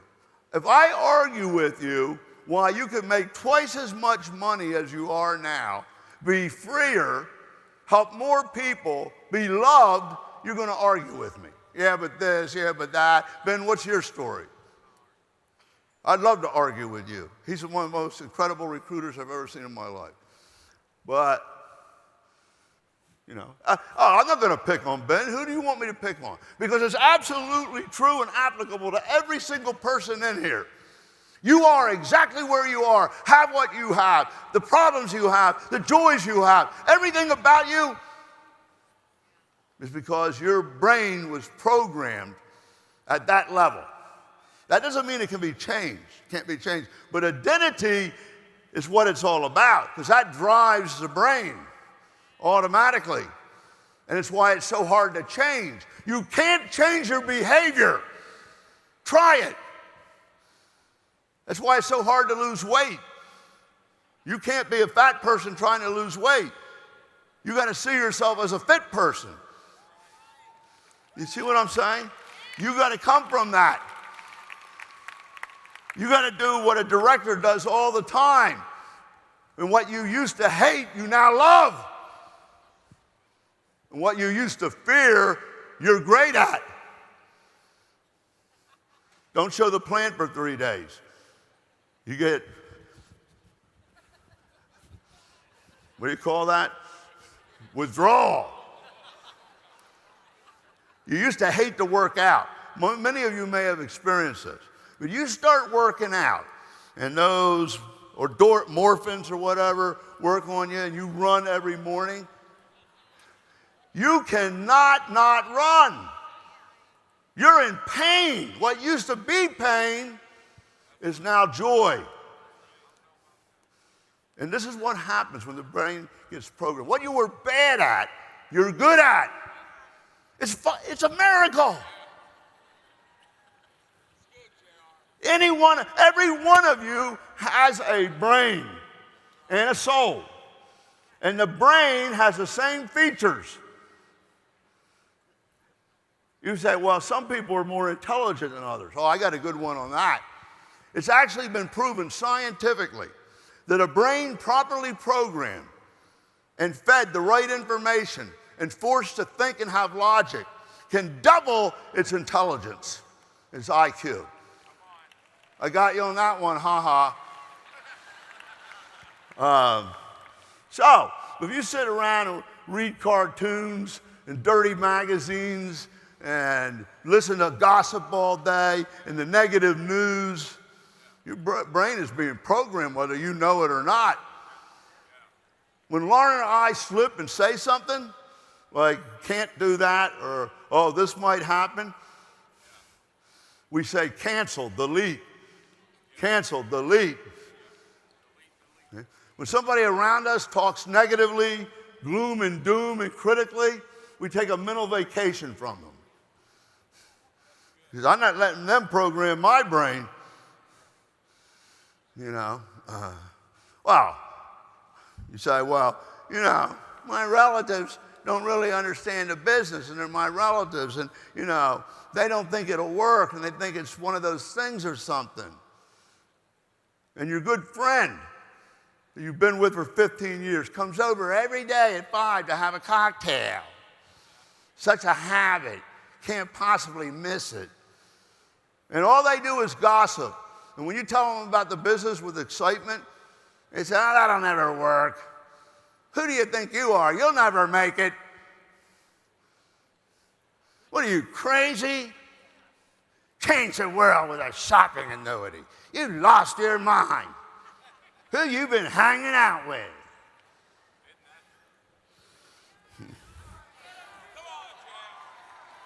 Oh, yeah? Let me tell you something.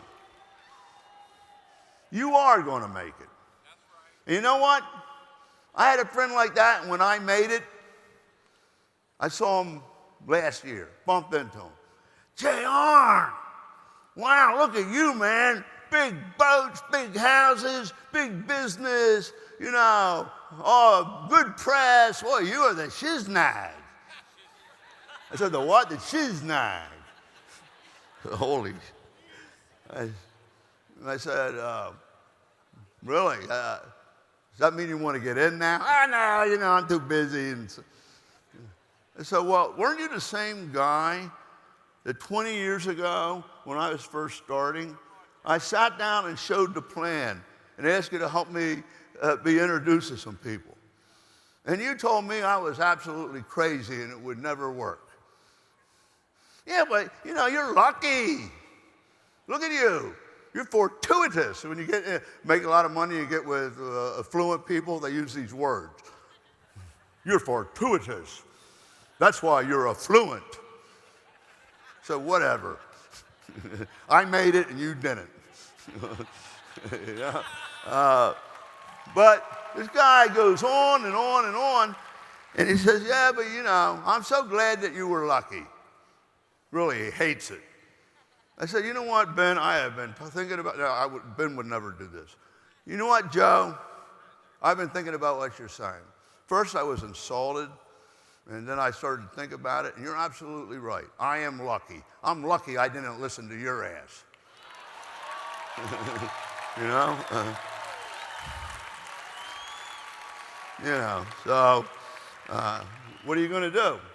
You know, so get ready for this. If you program your brain like I'm going to show you right now, stuff's going to start to happen. You can't even control it. But you have to program your brain. And if you don't program it, it gets programmed for you by others and the environment. So you end up where you are. That's why you are right there, right now.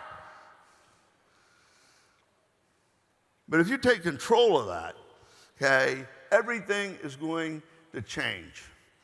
You know, so people look at me and they say, you know, how did you become, you know, so successful? I worked real hard and I programmed my brain. I'd give you the program, but you don't know how to program. And it changed my identity. So it was fun to do the things I did. Well, you've been a workaholic. So you're a little confused.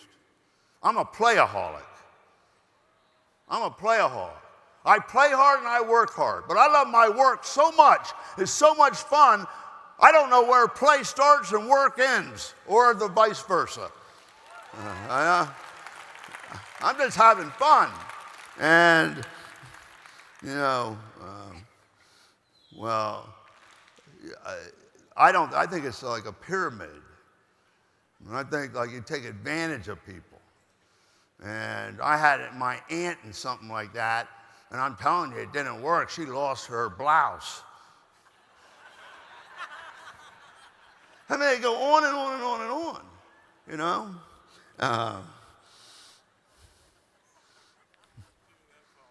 Well, you know, but now you're successful. I always thought when I started out, I had nothing. Very lower middle class family, great parents, great Hall of Fame football coach, nurse, great little neighborhood, played sports, but I had nothing, no money. I thought if I made it, if I pulled myself up by my bootstraps and made it, I would be a rock star amongst my peers for proving that it could work. It was the biggest surprise of my life. I really didn't care anymore when I got there, but they called me a rich bastard. A rich bastard? I never had no silver spoon in my mouth. Yeah, but look at you, man. You got all the money in the world. So they expect to take advantage of me because I'm one of them rich bastards. I'm telling you the truth. I mean, I'm still shocked by it. There's another type of prejudice against money, and it shouldn't be that way for people that didn't have it and made it.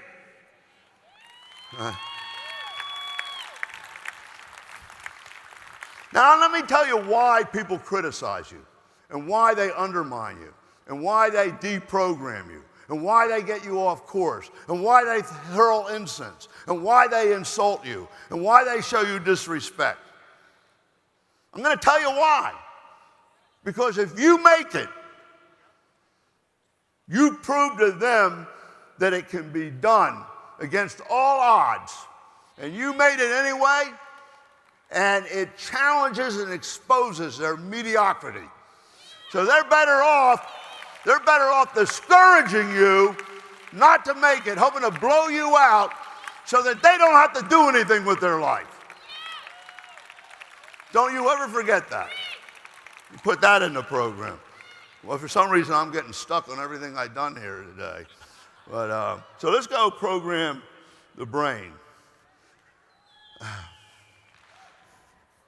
So everybody has one of these. And where are the slides on this? You move me. I just want to go all the way to the diagrams.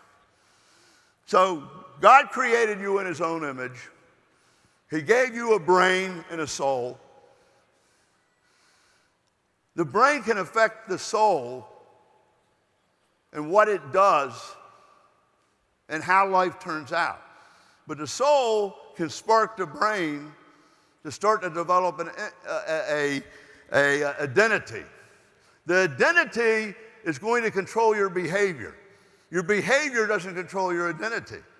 You're not going to go out and build the business and act and be like a director until your identity becomes that way. Do you understand this? It's not the reverse. So you have to get your brain programmed so that you have the identity of what you wish you could be.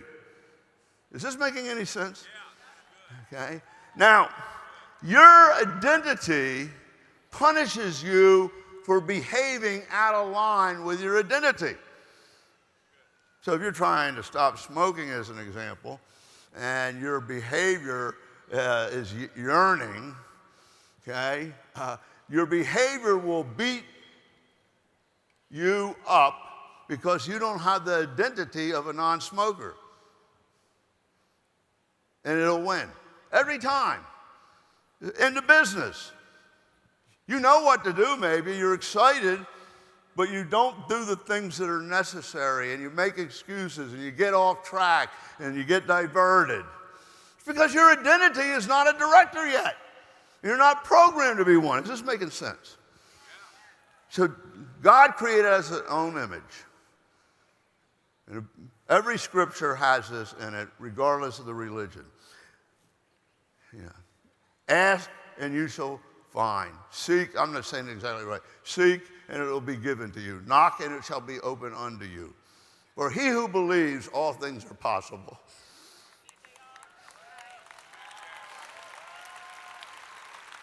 And it's fulfilled every time. And you all have a brain. Look, you may not have bought the right model, but that brain is about the same in every one of you. And it has certain mechanisms in it that when programmed will always produce the same result. The difference of results for different people is what they programmed it for. You can't even do anything about it. And if you don't program it, it gets programmed by your environment and those negative people who don't want their mediocrity exposed that bash you, and that's why you don't get there. That's not right, and that's not fair.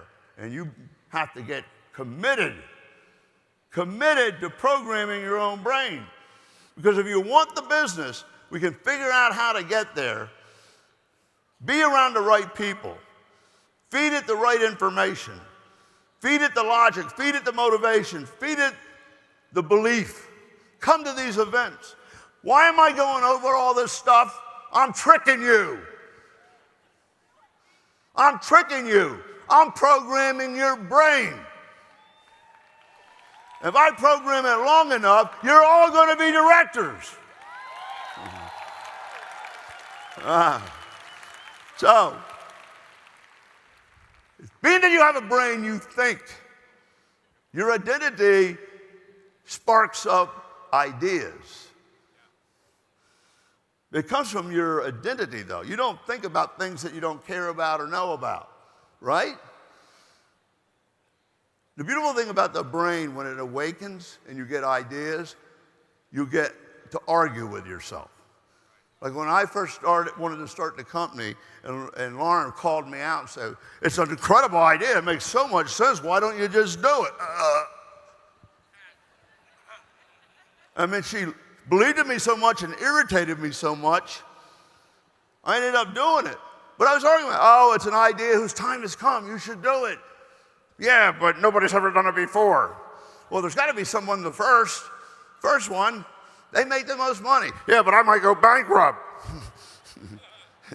Yeah, but everybody needs this. Everybody wants it. Don't worry about those dumb things. You're such a silly fool. You don't have any money. How are you going to get the thing off the ground? Back and forth, back. You ever do that?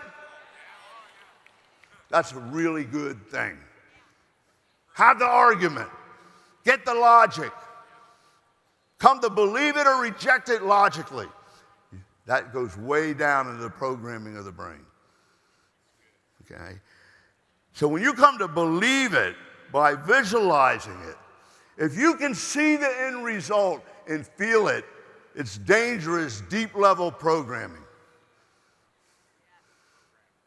It starts to take over your identity.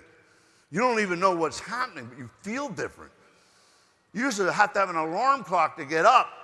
You wake up yourself all excited because you got stuff that you want to do. Visualize, focus, and concentrate on that identity and that dream and that wish and that hope. And it starts to crystallize. And it goes way down deep into the brain. When that becomes belief, you are motivated to commit. The hardest part is committing to keep your commitments because of emotions and habits and diversions. And it's a battle.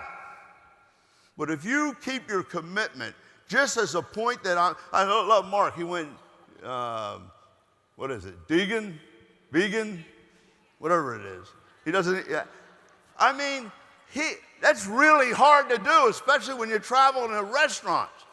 He is committed to keep his commitment, him and Maria. That's hard to do. But see, if you can do that and you're at this point, you're going to go all the way. It's going to take over.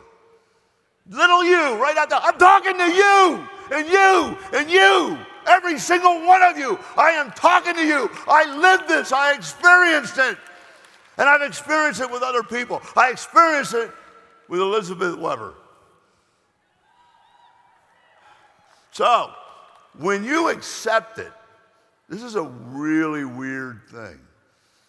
When you accept it as being a reality, in your mind's eye, in your heart, and in your gut, you actually not believe it, you accept it.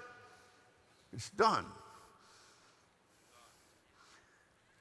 All things are possible unto he who believes. Seek and you shall find, knock and it shall be answered, or, knock and it shall be opened unto you.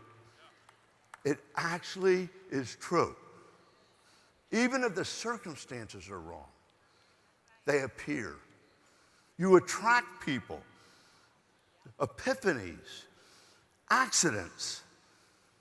You know how a lot of people always say, something's bad's bound to happen. I'm out of money again. I'm always broke. You got to change what you're saying. You're programming your brain. Money loves me and I love money. And money is not the root of all evil. The lack of money is. You see what I mean? But you can't even say something like that when you accept it. When you accept it, it's not even in you. You can't even think of it. You hear me? So here it goes. Once you accept it, you have to demonstrate it. You want to demonstrate it. What you used to hate to do, you love to do. What you used to be afraid of, you're no longer afraid of. When you are demonstrating. So whatever you set as your dream and your goal, you can make yourself believe it by programming. And then when you are immersed in it, you'll come to accept it. I'm telling you the most important thing that you can ever learn over all the other business building techniques. This is the magic of life. This is why I'm here. That's why she's there. It's absolutely monstrous. And God gave it to every single one of us. And it's the best kept secret in the world. When you accept it, you are required to demonstrate it. The reason Jesus could walk on water is not only because he was God, but he accepted in a human body that he was empowered to do it, and therefore he demonstrated it by trying, and it manifested as a reality. Now the same thing happens, Ben, when you bought your house. I was real proud of Dennis.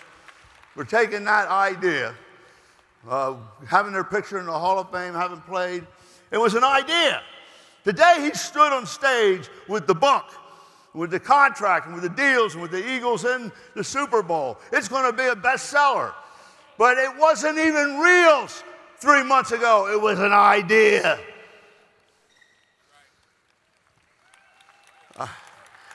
Ideas are seeds. They're real things. And when that code is put into the computer and you believe it and then accept it and program your brain and then take the bold step of putting it into action, doing something, demonstrating it, then the cycle is complete because you are demonstrating what you accepted. And you accepted what you believed. And the idea that was only an idea is a real material thing.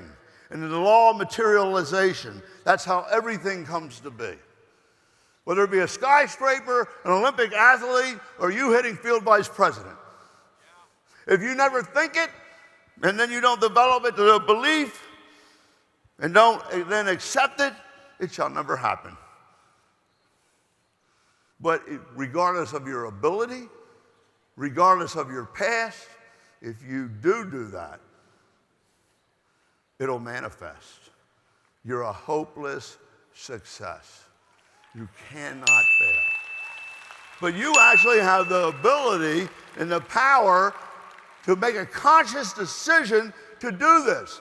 Because it all begins with what's programmed in the brain. What you listen to, what you see, what you hear, who you hang out with. You have a choice. And you have control over it. The only thing that I can do, I don't have no time. I can hardly read it anymore because there's a stack of papers on my desk in the morning and reports that big. My eyes get sore. But when I work out, or when I go for a drive, or I have to go somewhere, the only thing in the world that you can do 2 things at once is listen to an audio.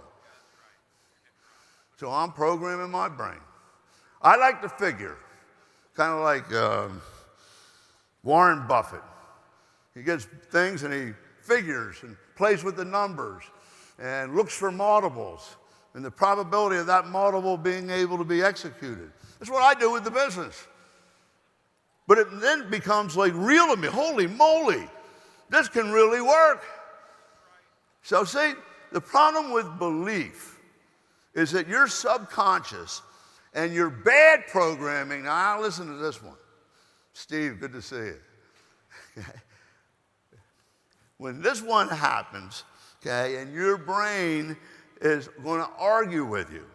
Now, how can you be a director? You don't even know the people. Where are you going to get the people from? And you work 7 hours, 8 hours a day, and you got to drive for an hour or 2. You know, where are you going to get the time? So your brain, your negative programming, your old identity starts arguing with you. And when you go around to people, and your mother hears that you're doing this thing, she says, how do you know you're going to make any money today? You got kids. You got to be responsible. Start beating you down. You know, somebody else says, you never made it before. I mean, how are you going to make it? You're going to quit your job and do this? Your brain needs logic. Logic. Or the subconscious brain will reject it and not accept it. You hearing me? So you have to add the logic to give strength and power to that positive subconscious, that emergent identity. Well, here's how I'm going to do it. I've broken it down over a year to what I got to do each month. Because your brain don't know how you're going to get from 0 to 10,000 or 15,000 income and 2 solid legs with all those people.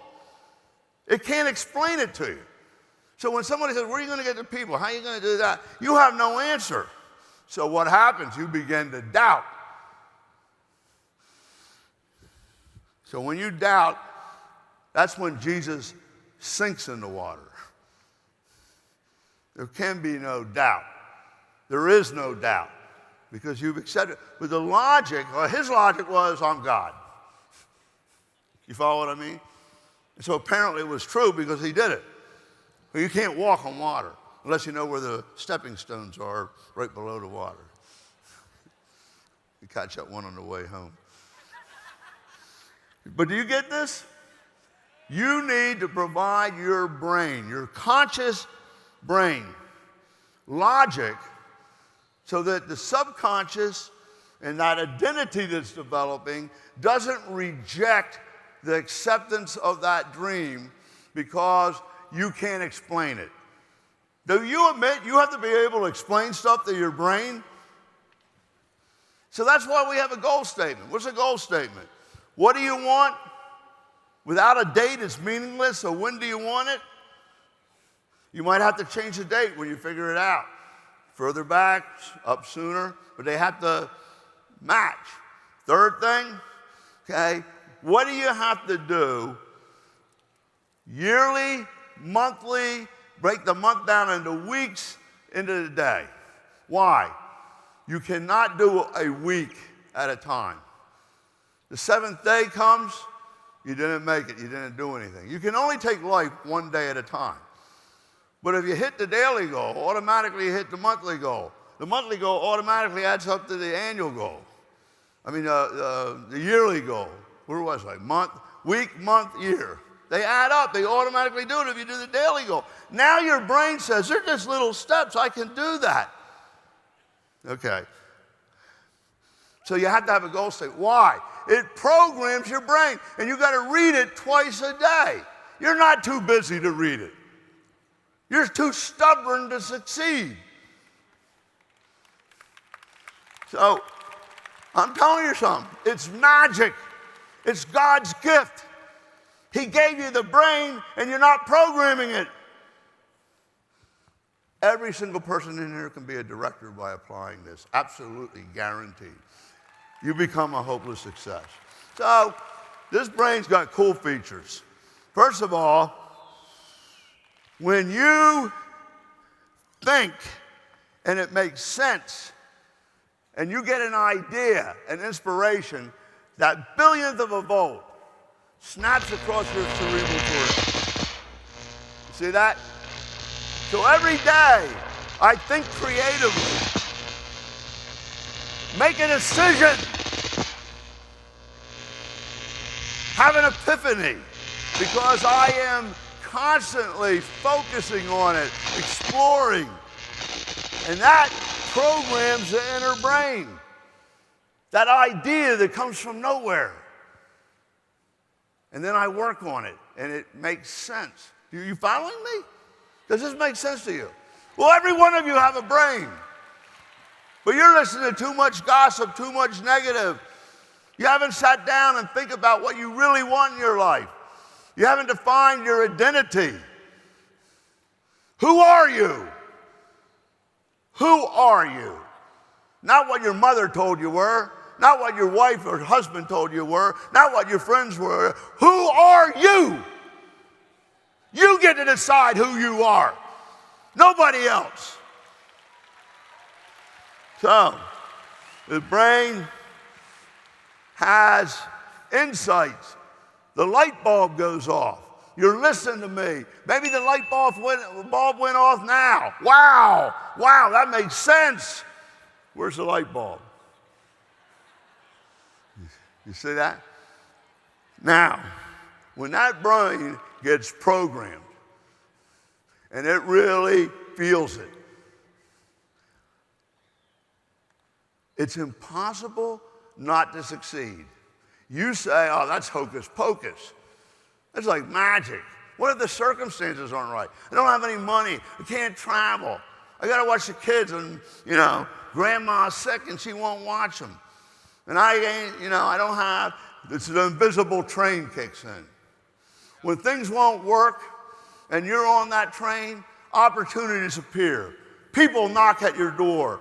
People make offers. It's the most amazing thing in the world. Anything that I think of, I tell Lauren, we cannot look at any more real estate or boats. Prohibited. Because when we look at them and like them, it just happens. It's how we're so attuned to it. See? I wonder if you doubt that the shopping annuity will be the next paradigm shift and will change the world, and we will become a Google-like financial, economic instrument to allow people to take back the economy and to have a residual income. And it will sweep the world. You want to make a bet? You want to make a bet? I got enough money to bet each one of you in here $10,000. You got to pay up, though, when you lose. It's destined. It's certain. I made a deal with God. He hooked up with me. You don't stand a chance. Mass marketing is abusing people. I'm doing the right thing, and I have all 6 things. I understand how it's going to happen. I have a shortcut. The 23,000 people here join me, and the exponential curve at 23,000 is monstrous. We will sweep the world overnight. You still don't believe me. I can feel it in you. You want to believe it, but you can't. Okay, so this brain, even though there's no circumstances and there's no way to do it, this brain has a magnet, superconscious power. If we all think alike and believe and have integrity and good intentions, the mass consciousness will make it happen in the world automatically. This brain, what am I doing wrong? What happens with this brain? This is amazing. it attracts the right circumstances. Where's that magnet? It attracts the right, I don't see it. But it's like, have you ever wanted something and it appeared out of nowhere? Have you ever had some ideas or thought about somebody and you said, I need to call them. And the next day they call you. Have you ever said, I've been thinking about you? I've been thinking about you. Okay? And all of a sudden they show up. How many people have had those experiences? Okay, you don't even program your brain and it's working anyway. You experience that. The brain is magnetic. It attracts like signals. It brings to you what you want. Why does an abused woman get abused repeatedly? Huh? Because she attracts it by her thinking. She needs to change her identity like you did. You follow what I mean? Why does Elizabeth and Ben get all the people and good ones? Why does Frank Keeper sponsor a relatively small number of people that are giants? It's the way he thinks. He attracts it. You're a hopeless success. You can't help it. It's not your fault that you're so rich. That's a good one. Do you believe this? But look, the problem is you're not going to experience it and never really know it unless you try it. What do you got to lose? For 3 months. Okay. There's a radar scope. See that back there? Your brain, see it back there? It comes equipped, it's standard equipment in every single brain. You start programming it, it creates an awareness, a sixth sense of what will work and what won't. You get a hunch. I think I should go see Bobby Canada. On the way, does he not only inspire you, but you meet 3 people that want to do the business that he doesn't have time to deal with. So he gives them to you under him. That's downline placement, by the way. Do you get this? The most miraculous things happen. Your group is stagnant. All of a sudden, out of the clear blue sky, the whiteds come back. Wow. I was just thinking about them. I'm telling you, I know that you have it happen all the time. But it's not happening to you because you have not programmed your brain. You have not put the idea, the thought, the dream, the wish, the mission in there and visualize it and thought about it and feel it so that you believe it. And be around people that believe it because it might make it easier for you to believe it. And then, all of a sudden, you're understanding it and you're getting knowledge and you're using logic and you're figuring out how to do it. Now the brain is really revving up. Make it spark. I mean, it's woo! And that never happened before because you never programmed it. Okay.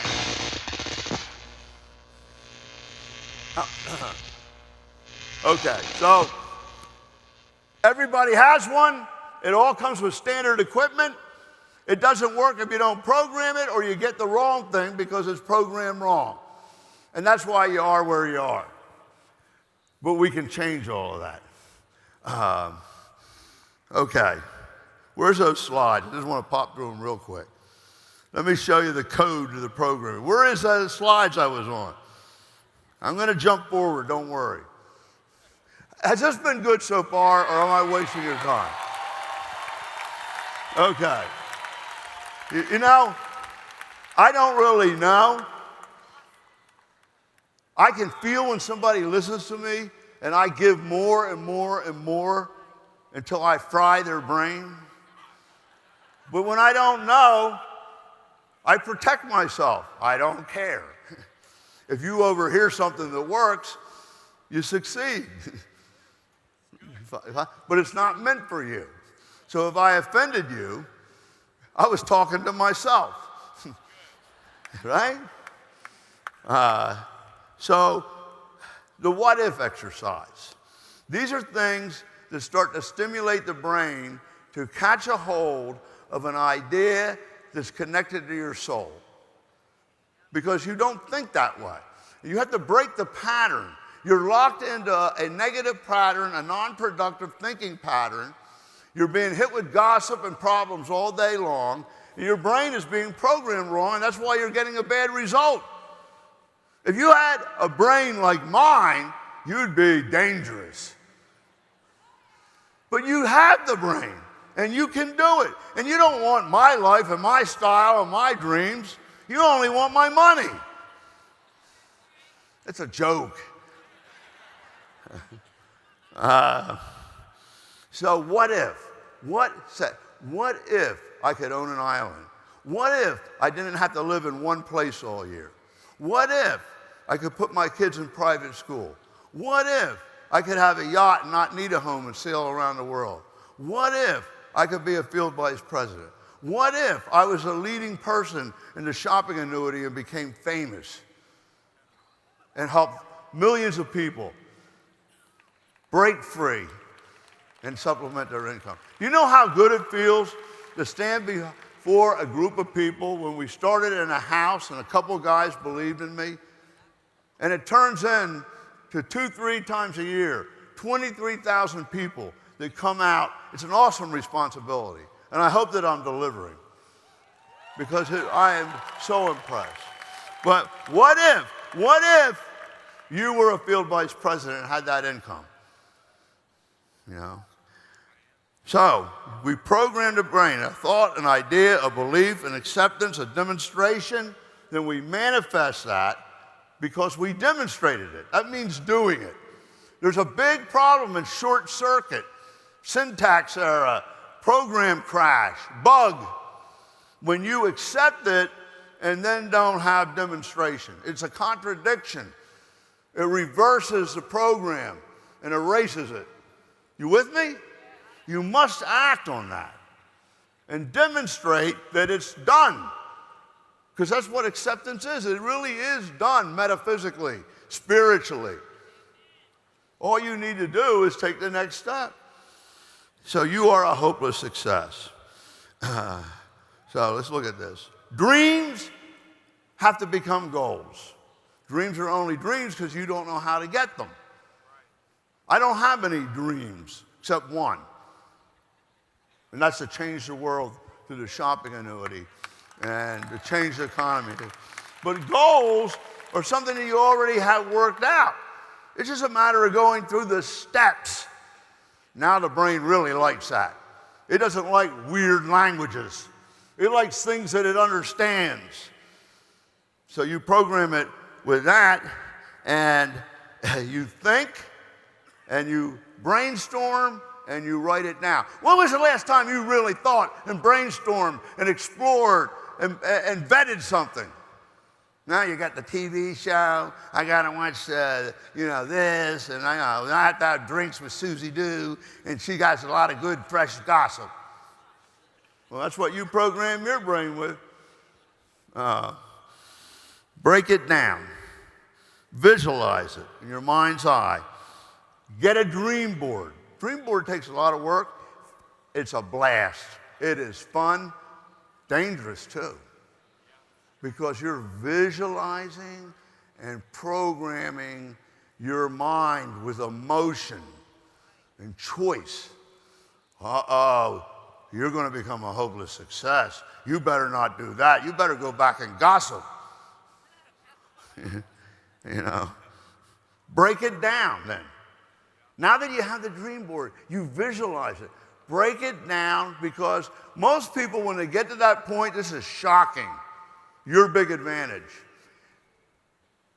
They have no way, no vehicle, no method, no business to make it happen. They have to find it.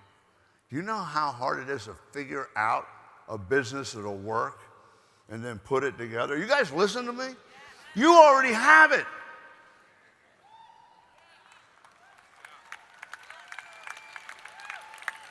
For other people, it's just starting.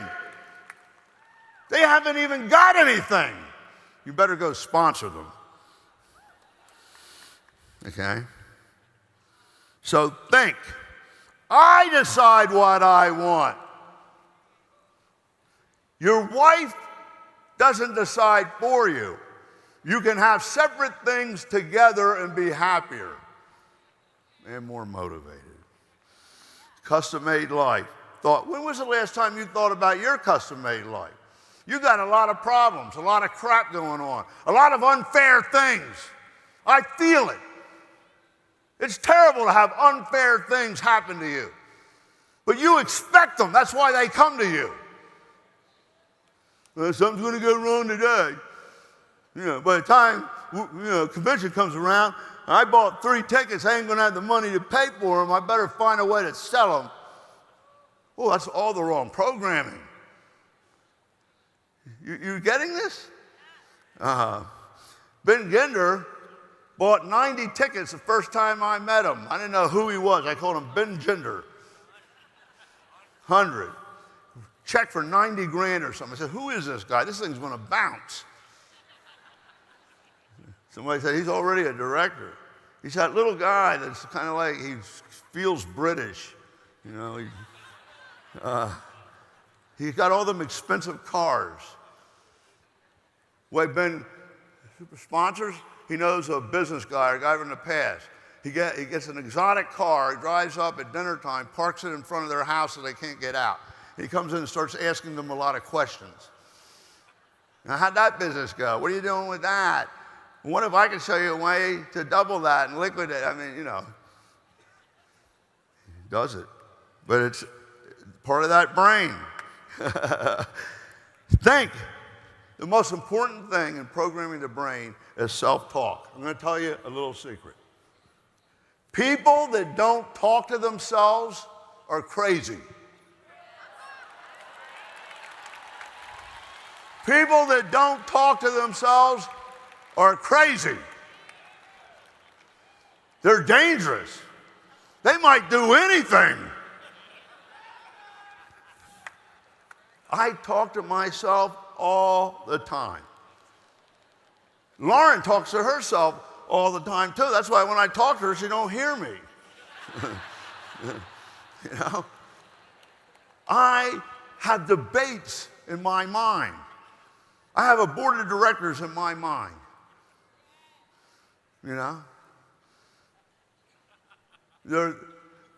Winston Churchill. I meet with them in my brain and have debates and discussions. What would Abraham Lincoln say about this? And then he speaks. And it's really, I have a blast. Well, meanwhile, you're gossiping, I'm having a party in my brain that's going to make millions. This is what we do. I like to get Joe on the slopes because he's a great skier. He's a little bit prettier than me, but we can get down anything together.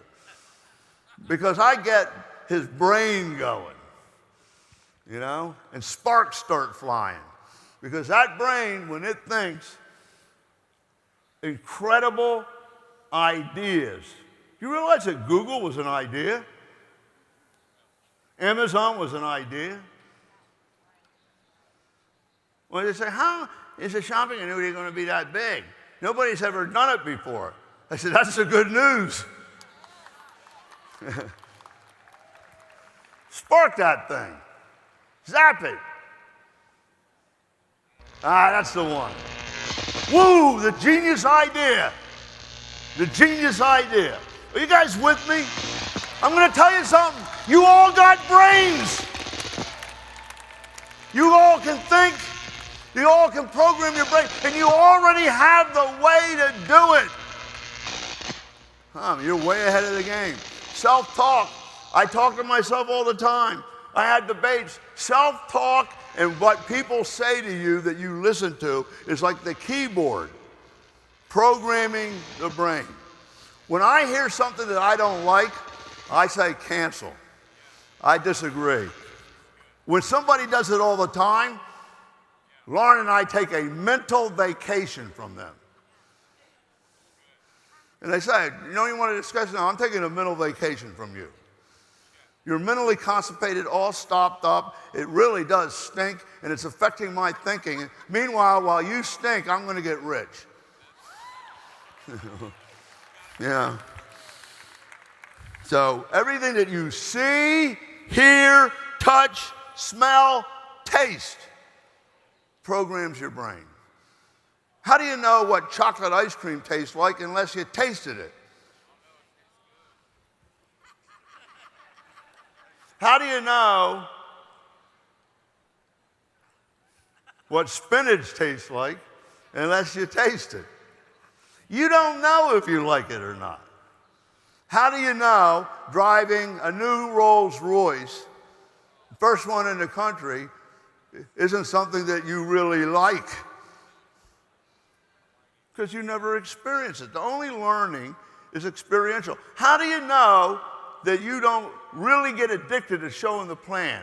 Because when you get up there and you're communicating with people and looking into their eyes and feeling what they feel, and it's clicking in their brains, you like it.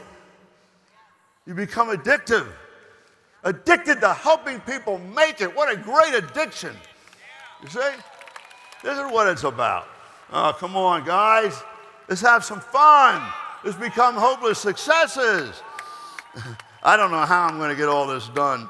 I guess I packed 50 pounds in a 10-pound bag. So logic, you need the logic. You need the attitude. This all works systematically. Do you see it? And in the middle of the brain is this creative cycle. So when you wish and you take logic, you turn it into a goal, the brain understands it's either a negative program or a positive program. A positive program explains to the subconscious and the thinking brain how it's going to happen so that the subconscious cooperates. Is this making sense to you? The crazy thing is, every single person in there has a brain and the ability to program. And if you don't program, it gets programmed anyway, and that's why you are where you are. Oh, man. I got to pop through this. So, inside this brain, when do we get to the movie? I'm going to take Elizabeth into this brain and show you how we program it. But in here, the limbic mind, there's part of the brain that has just been discovered that no other mammals lower than a human being have. And it's kind of like clairvoyance, intuition, premonitions. All of a sudden, something you've been wrestling with for a year, an epiphany comes, and automatically it's solved. Has anybody ever experienced that? Well, see, it's because it's the truth. And when you program that brain, it activates it. And it turns on the magnet. It turns on the radar. It turns on that drive. We don't have an alarm clock. We do a ceremony once a month where we bash the alarm clock because we are no longer controlled. Even though we work 14, 16, 17 hours a day, it's not because we have to, it's because we want to. We don't need an alarm clock in the morning because we get up when we want, but usually it's early. At 8 or 9 o'clock if we went to bed at 4. I'm not tired. I'll sleep when I'm dead. I gotta get to the other stuff. But at any rate, so you guys know how to build the business. Can you guys, I'm not gonna do everything that I did. But can you guys pop to the jumping to the top of the stairs? Now, when you get into this business, you get an unfranchise. And it has everything that you need to make as much money as you want. But you have to prime the pump. When I was a Boy Scout, an Eagle Scout, we were out on a hike, got stuck out there for 10 hours. The parents didn't show up. We had to get water. Scoutmaster sent me out behind the house. We found a pitcher pump. And I started pumping on it, pumping and pumping and pumping and pumping. And you could hear the water gargling. He said, man, that's a deep well. That's an artesian well. It's going to be really cool, sweet water. We got to prime it. So he sent somebody down to get a bucket of water. And I'm pumping and pumping and pumping and sweating. And he poured it in and goosh, it came out. But the point is, it has the power and the mechanical ability to create unlimited water. But you got to put something into it before you get it out. And it's just like the business. When we do the basic 5 and we do the recruiting and the retailing and base 10-7 strong and do the ABC pattern, we're pumping. But once it catches, you don't have to work so hard. And you have unlimited water, residual income for the rest of your life. Do you understand that? Nobody else has that. So, put up one of those slides of multi-level or other businesses. You have to pump 10 pumps at once. And I demonstrate it. 10 pumps at once to make what you would make in this business with one pump that automatically pumps 2, called a binomial pump. And that's what we've created. It's a masterpiece. Other people got to do 10. We got to do 1. Are you listening to this? And if you can't do 1, Lord knows you can't do anything else. You get that?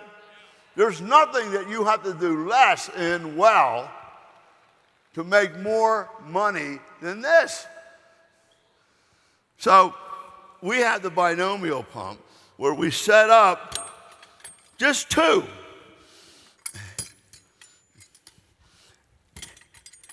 And so I can re-enter, I can sponsor people, but I only have to prime 1 pump because you can build them both at the same time and the system automatically makes it work. So once it hits, you're making $109,000 or more per year. And then I can add them. But my point is, it takes work. You got to prime it, but hallelujah, at least your work pays off when it's real, because it's going to pay you for the rest of your life while you're doing whatever. Oh, how do you know the rest of my life? Well, I don't know. You might die tomorrow. Or you might be in for 26 years, 25 years, 20 years, and get that check every Monday. It's more reliable than the sun coming up. Do you understand that? That's what you got. Well, you know, are you willing to do a little work and follow a system and prime these unfranchised pumps? Can you do it? Is it within your reach? Now, you don't want it to be fake. You want it to last. And some people got the idea, you know, I have another way of doing this. I figured out a way not to have to do the work. I don't know where it went, but I am going to work on my computer every night. It used to be the TV. I told people the thing that prevents you from succeeding in the business is the TV, the one-eyed monster. Oh, I can't do meetings tonight. This is 20 years ago. I got to see Sex and the City. It's on tonight. Holy, really? We need to throw that TV away. And I used to do it in here. I used to take the TV, throw it, and break it. Is that what I'm supposed to throw, or is it, huh? And I said, you know why? I ain't going to watch Sex and the City. I'm going to hit that check, and I'm going to go to the city and do Sex in the City with my wife. you know, instead of watching it, somebody else on TV. You see? So, for some reason, though, people got the wrong idea.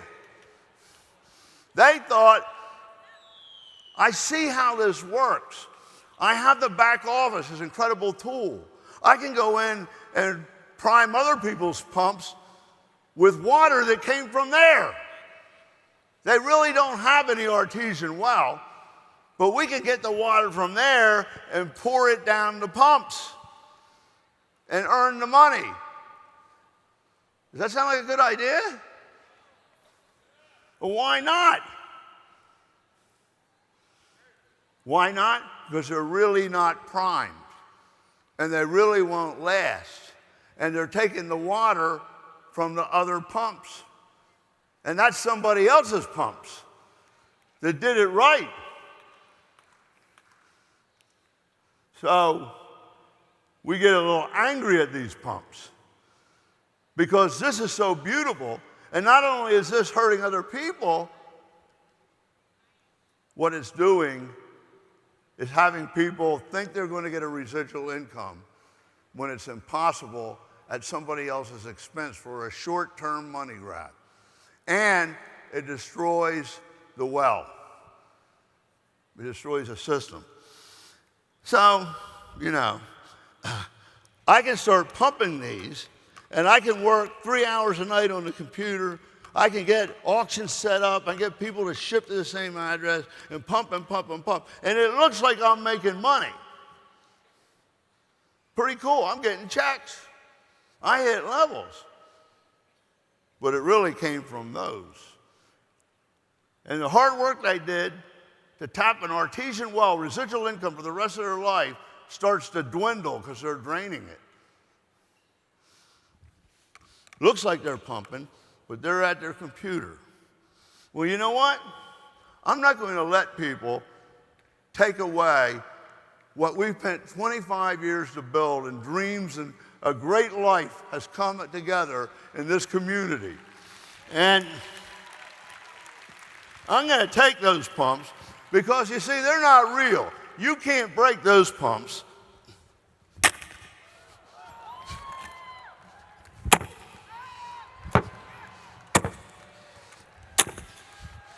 They're not real anyway.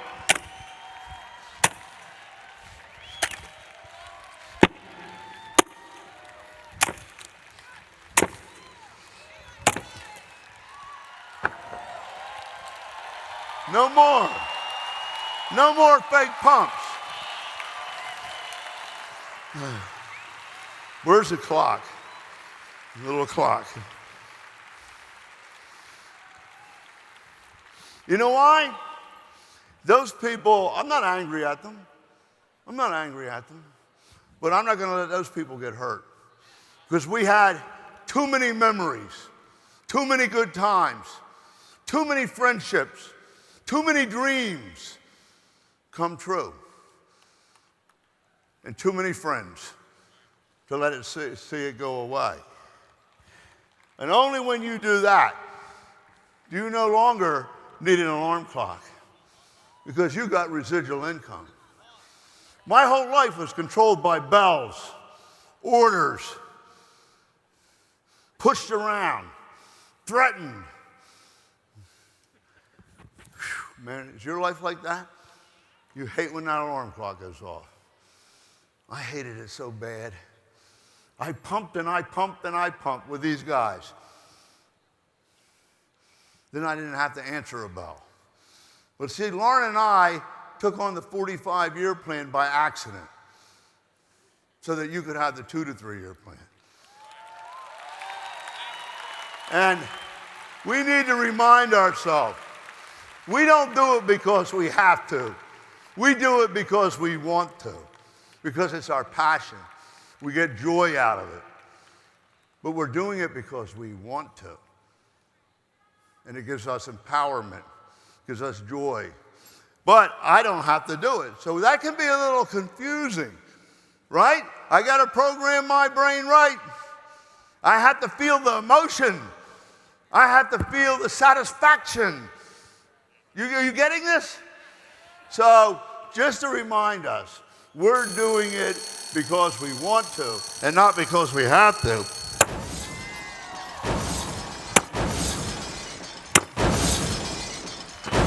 We smash that alarm clock once a month. You can do the same thing. You can do the same thing. Okay, so what you guys need to do is understand how long you've been in the business. I'm coming in for a landing now. You have to understand it. You have to understand that you program your brain wrong. You tell a terrible little fib lie to cover your butt. It's a terrible thing. It's the worst programming in the world because you're basically saying, I didn't do anything, but I've been in for a while and I'm not successful. So you can't explain that to yourself. The outside world, the people that you want to attract don't understand it. You look like a loser. You make us look like a bunch of losers. So let's get real. Come on. I'm always real. I tell you everything, even what I'm supposed to not tell you. And I love you. Okay? So how long have you been in the business? Now look, you sign an application. You sign an application for college. That doesn't mean you graduate with honors. You probably fail out. You might have never showed up for class. You may have gone to law school and gotten a law degree, even admitted to the bar, but you ain't practicing law because you didn't open your office. You don't got a shingle out yet. And you ain't making any money. You're doing something else, which is great. You're getting the point? Oh, I joined 5 years ago. How much you making? I made one check where the leg disappeared. One leg. And then I got busy with something else. And then I became involved in a missionary mission. And then I became involved in a political campaign. So, it's been 5 years, but I'm going to get back to it soon. But, I just thought that after the first year I'd be making money. It would just keep coming in and never kind of. Well, look, let's be real. You signed up. Can I have those, did you do those movies of jumping to the top? And the other one, the stairs? Because you got in and you have a franchise, an unfranchise, that requires certain things to be done. The basic 5, going through the 5 steps, retailing, ABC plan, because if you have a business, you got to show up to the business and open the doors and do business to have a business. Now, if you didn't do that, except for 15 days out of a year, is it logical and fair to say you did business 15 days? Well, you did. You only did 15 days. You opened the doors 15 days, and you did the basic 5. Now, let me tell you something. I don't want to make you upset. I don't want to cause you to have cognitive dissonance. I don't want you to go bipolar on me. I don't want you to freak out.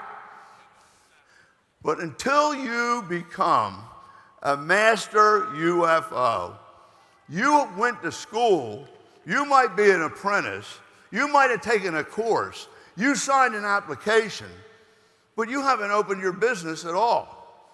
It's not even open because you got to have the business, have some products, be there and do certain things for whatever that business is to be open. It just ain't open. You're not doing anything for it to be open. It can't be open and it's not open. Make sense, Steve? So how were you in the business 3 years? You opened the shop 15 times, but you weren't even a master unfranchise owner, which is only doing some little basic things, no big deal, so that you can have business going on. Does it make any sense? Okay? So, how long have you been in the business? If you haven't done, do we show that thing with the ladder? I don't know, I'm not communicating well today. Okay. What a lot of you think is you can jump to the top of the stairs. And it looks like these guys making big money did that. Wow. I did that. I'm a field vice president. I don't think you can jump right up here. I don't think you believe that? Can you do it? Well, that's not going to happen. I know how to do that, but I've been at this for a long time. I know how to do things that others don't. Okay? Don't be mad at me for that. 30 years into this. I'm pretty good at the game of golf in this. You get what I mean? You can't do that. If you think that can be done, ask these guys that did it. That's not how they made it. They got it broken down so it was believable and found the back staircase that had steps. And the steps were what they had to do each day as a master unfranchise owner. And as they walked the steps day by day, it added up to weeks. So it wasn't something that you couldn't do or that they couldn't do. They found the steps and walked up the steps. And anybody can do that. Because anybody here can walk and anybody here has a brain. And we told you about the brain. So you walk up the steps, you get to the top, and you're a field vice president. That's how they did it. They cheated. Doing it because the weekly goal, 4 weeks automatically add up to the monthly goal. We have enough people, enough assessments, enough follow-ups, and we did them 1 week at a time and got in position to accomplish the weekly by doing the daily. So it just all adds up. We're making it, you know? We're making it to the top. And we all make it. We have now made executive director in 1 year. Feels pretty good, doesn't it? So you see, they cheated. They climbed the stairs. They programmed their brain. Okay, I don't have much time left. The bell's about to ring. But I want to tell you something. Life is very short. Very short. You could go tomorrow. You don't know. You need to turn the clock back to get real with yourself and to feel good and to stop making an embarrassment out of the business. It is what it is. It's a great business. You signed up, but you haven't been in 5 years. That's good news. You can forgive yourself. But we only have so much time here, and we don't know when it's going to disappear. You know, Lauren and I used to make her go to the graveyard to remember us. You guys are going to have to control the slides if you want me to do this, and then we're done. I didn't even get to show you Elizabeth's brain being programmed. I guess next time. But the truth of the matter is, I took Lauren when she was 18 to the graveyard because she convinced me to do this thing, and I realized that it wasn't going to be easy. And I didn't want life to pass us by. And we had to gain the conviction to realize we had to do something while we're living. We had to make a difference now. Because everybody wants to go to heaven, but nobody wants to die to get there. Everybody dies, but not everybody lives. You see? And when you decide to do something with your life, you got to make it happen now. Because one day, these people that lived, that had friends, that people loved, that were important, will be forgotten. The only time we have is now. And what will your book be about when the last chapter closes? Will it be a boring, sit on the shelf, or will it be something that people want to read? When you're gone, there is no more mornings, no more sunrises, no more conversations. You're done. You're out. The play's over. Those left after you, they go back to work. They go on with their problems in life. What was your life worth? That can only be measured by the impact that you had on others, the legacy you leave, the lives that you affected, the things that you created. And you can't do that after you're dead. How many dreams do you leave that die with you? How many people's hopes die with you? We're given a life to live to the fullest. Can you say you lived yours to the fullest? That you did the things that you wanted to do? What a sin. What a shame to be given a life and get stuck in that rut. And you didn't know it was going to end when it ended. And you didn't do any of those things. The good life, and the way God wants it, I'm giving you plenty of years. You better live it up. You better do great things.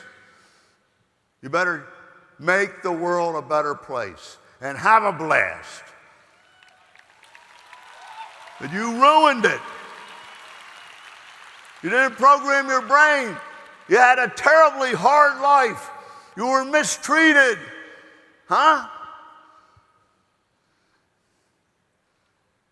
And now it's too late.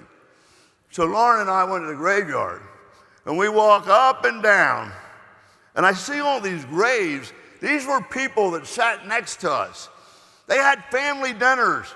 They did things. But they didn't accomplish their goals. They didn't have a way to change other people's lives. So when they die, their mundane life died with them. And everybody forgets them, even those that love them. Because when Monday morning comes, everybody goes back to work.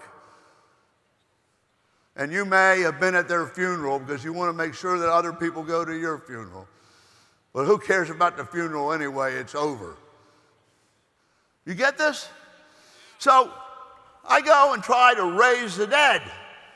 Because it's so unfair that they lived their life and didn't get what they wanted. So I said, Lauren, this is a good one. Joe Nobody. Wow. I don't even know who he is. Nobody knows anymore. But Joe, I just met you. I'm going to tell you something. I found something where we can live, man. We can do anything that we want. We can help other people. We can give our kids the education they want. We can go on cruises. We can have fun. We can do important things that we wanted to create. Man, I heard that you like to fly airplanes. We can make an airplane. We can do anything that we want that makes us feel full and add to the world. Come on, man, get up. We can have it all. No response. He doesn't get up. It's too late. Now, you know what? There's 2 dates on there. There's a birth date and a death date. It's funny that we had very little to do with either one. When you were born, you had nothing to do with the date, right? And you protested the whole way. You didn't want to be here.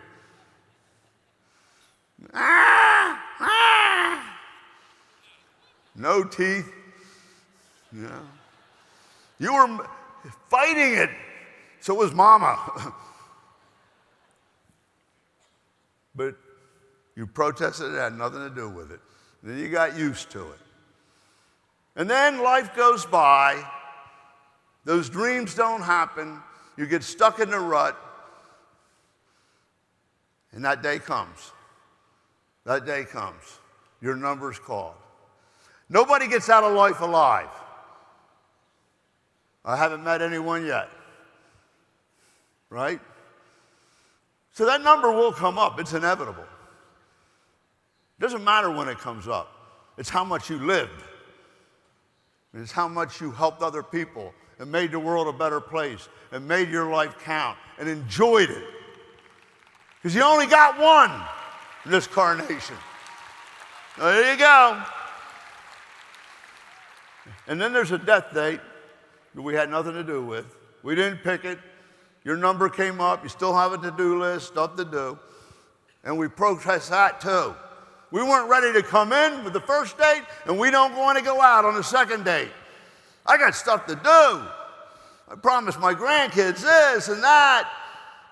It's not fair. Well, you got a good friend, Ralph. Ralph's the guy that told you nothing would work. You know, you borrow a salad. I mean, you give him a salad because he doesn't have any food and couldn't get groceries, and he doesn't return the bowl. That type of people, you know. So there it is. And you know you're going to die. What a grim reality. You know how courageous Bobby Cannata is? But you see, the prognosis is not determined by the doctor. It's determined by his belief in God. But we're all going to go, so what difference does it make? We're all going to go. Why are you here? Not for a business seminar, but to live, to find out how to be free, to make your dreams come true, to live. So I'm going to tell you something. The odd thing about this, birth date you had no control over. Death date you might make it a little longer with OPC3. But it's still going to happen.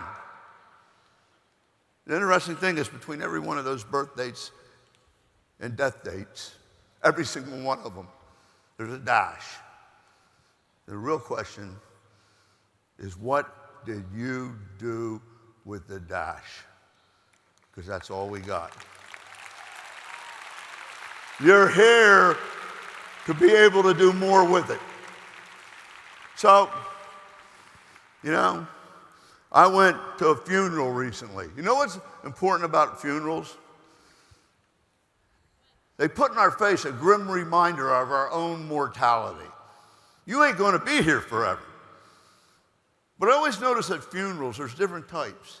That type of person who influenced others, that made the world better, that lived life to the fullest, it's not a sad time.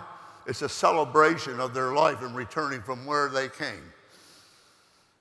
I went to a funeral recently of Dwayne's grandmother.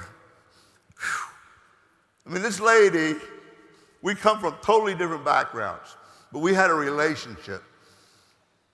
You know, and she would stare into my eyes, and I would stare into her eyes and her soul, and she's so wise.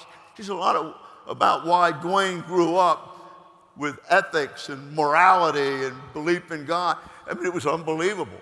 The relationship that I had, nobody really ever knew it. But you know, she left life to return from where she came from, but left a legacy of beautiful people, dedicated and made the world better. That's the only way to leave. You know, so, but that number is going to come up for each and every one of us. This part is so important that I'm holding you over. But you're glad to live another day. But it'll be a day that we all are pronounced at the end. You're at the end. Well, that's the way it works. You can't get out of it. You can't change it. And you'll be on your deathbed. And the thing you want to see that's the best way to end is to have your family around you. And if you provided them a better life and a hope and instilled in them dreams, inspiration, integrity, you feel better about leaving. But maybe it's not that way. So my family is all with me. They're with me all the time, and they leave, but Lawrence stays. And some of my best friends and people that I have built a life with, that are around me, that I work with, are around me to come and see me because I'm not going to be around much longer.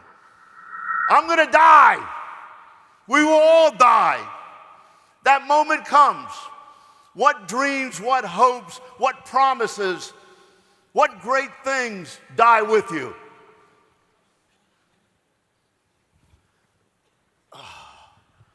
So, Baby. Honey. Marty. Honey. Marty. Marty. Honey, you taught me so many things. You know what I mean?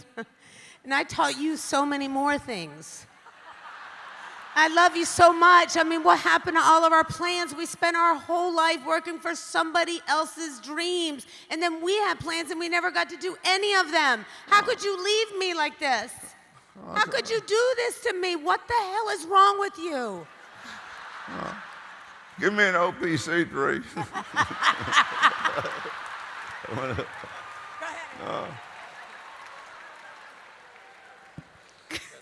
Are you guys here because I'm going to die? Come on, Pop Pop.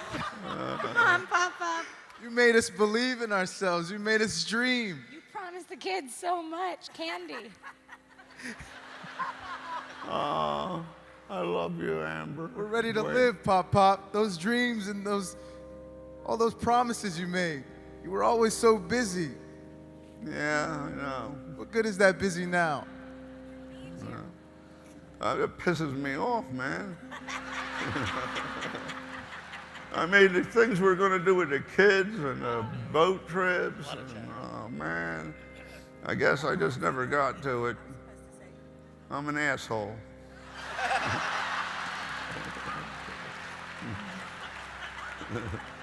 JR, come on, we did this together. I have lived an incredible life.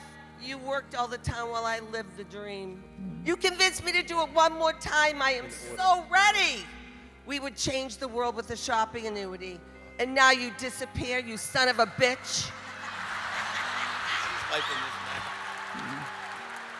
Ah.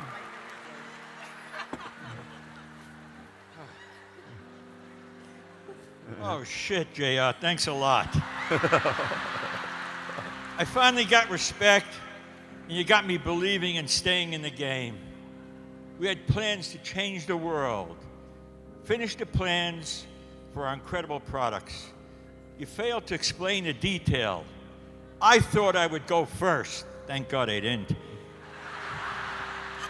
I threw that in myself.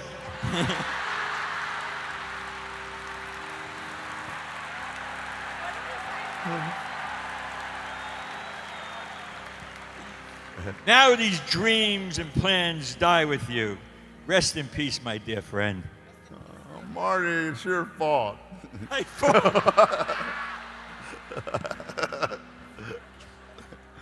where'd you put the money?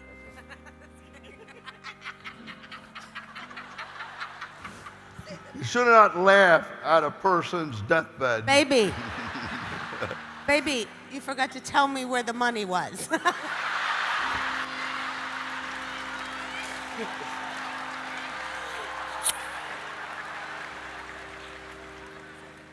You make your own money. That's true. That's true. JR, it's all good, man. It's been an incredible journey, but we had plans to make dreams come true in the United Kingdom. We had some good times, we enjoyed life, and now you're pulling the rug right from underneath me. I mean, thanks a lot, bro. What were you thinking? I mean, what the heck? Oh, Andrew. This is it? I screwed up, man. It's not fair to me either. Guys. Come on, JR. We accomplished so much. almost done with the Uberization of the shopping annuity. It was getting done. We were so close. After all this, you remove the passion, the belief.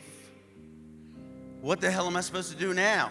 What are we all gonna do right now? Oh, shit, I better come alive again.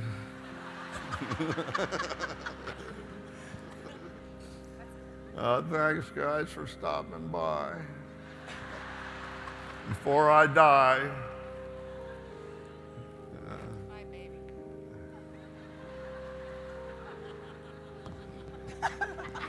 Get out of here. Now, I gotta die. I don't want you to watch. Yeah. The only thing that really bothers me about this is I'm not going to see my grandson, Aiden, become president of the United States or Market America. Shit.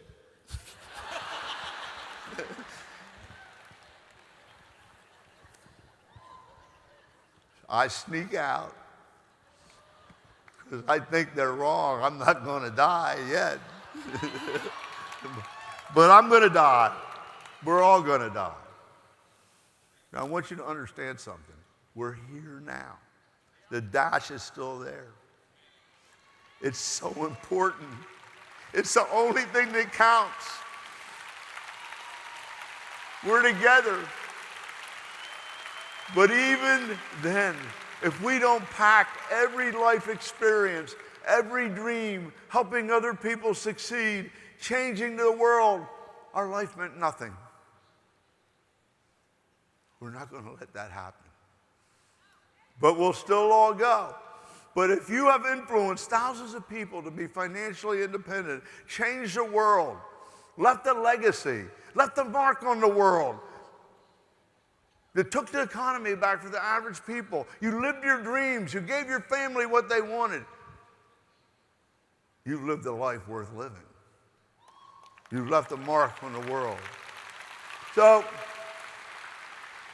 we're all going to go. And maybe I recover, and maybe I don't.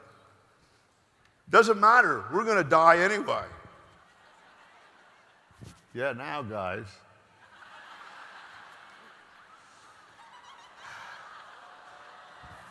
I kicked the bucket, and there's nothing in the bucket. But I let other people down. Now I'm dead. Go around. Yeah. Where's the mic? It's right here. I'm using this one.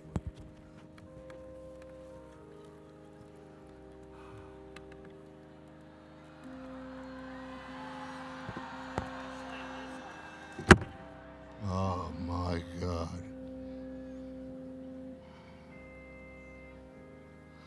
Well, I'm dead. I always knew it would happen. Nobody had a trick to get out of it. You know, I think about what Aristotle, Socrates, and Plato all said. The only thing in the world that they ever agreed upon was that we all die, and it's not so bad, because it's like sleep. You just go to sleep. And Lord knows, I always told everybody I'd sleep when I die. Well, now I'm dead and I can't sleep. Oh, man. But, you know, I got to get out of here because everybody thinks this is me in here. It's just my shell, my temple that crumbled. And I got to get out. I feel the pull, the rapture is pulling me. But man, if I come back, I'm going to do better. But God, you gave me a great life. All I can think of is that I left some dreams undone. I hope that I made a big enough impact that they'll carry on, that they'll change the world by helping others and using the shopping annuity to take back the economy, because then I have really done your will. I'm afraid to leave, even though I'm dead. My spirit, my soul is here, but you're pulling me. I guess I'll get to meet Jerry Siciliano now. Thank you, God, for providing me the brain and the wisdom and the insight and the beautiful people to make a mark on the world. I'm ready. But can I stay around for 3 days like Jesus? I just want, because I know that I'll rise in 3 days, but I want to haunt them. I want to make an impression on them. I want to be a ghost for a day so that I can remind them they got to do more with the dash. They got to make it happen. God bless you.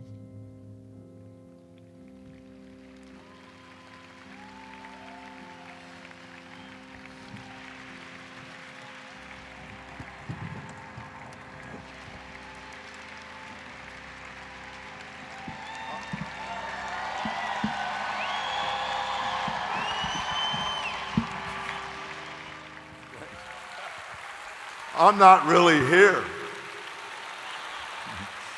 You're seeing me, but I'm not really here. Well, Lauren, I can't get to the piece about fantasizing. The bell rang, we're way over. I don't have their permission. And I'm dead. I'm like a spirit. I've risen. You want me to do it anyway? Okay, the problem is the dash goes by and we lose our ability to fantasize. There's this amazing story. I need you guys to flip through the pictures when I get there about a brain surgeon. What's his name? Huh? Fred Epstein. Real guy, lived in New York. Huh? Don't destroy a good story for lack of facts. I'm not alive now. This is my spirit, my soul, watching over you to remind you, you got to do more with the dash. But Fred Epstein actually died recently. He was a brilliant brain surgeon on children, saved hundreds of lives, advanced the technology, did things that everybody said were impossible, went in places in the brain and spinal cord that were difficult to get to, risking their lives. But his talent and belief and hope that that child could live a life of plenty, fulfill their dreams and their fantasies was his God gift, his drive. And there's many stories about this man. He took cases that nobody else would take. And he wrote a book, If I Get to 5. Imagine you're going to die and not be 5. But he had these kids that had imagination and hope and ability to overcome the worst circumstances, unlike most adults. And they would accept the circumstances, but instead of being brought down by it, they hoped. They overcame fear. They fantasized. If I get to 5, I'm going to learn how to jump rope. If I get to 5, I'm going to beat my sister at tit-tat-toe. If I get to 5, I'm going to ride a horse. If I get to 5. That belief, that hope, that expectation, even knowing how slim it was, didn't bring them down in an expectation of the worst circumstances. Do you understand that, Bobby? But the kid has a way of seeing through the circumstances of the bad result to the hope that lies beyond it.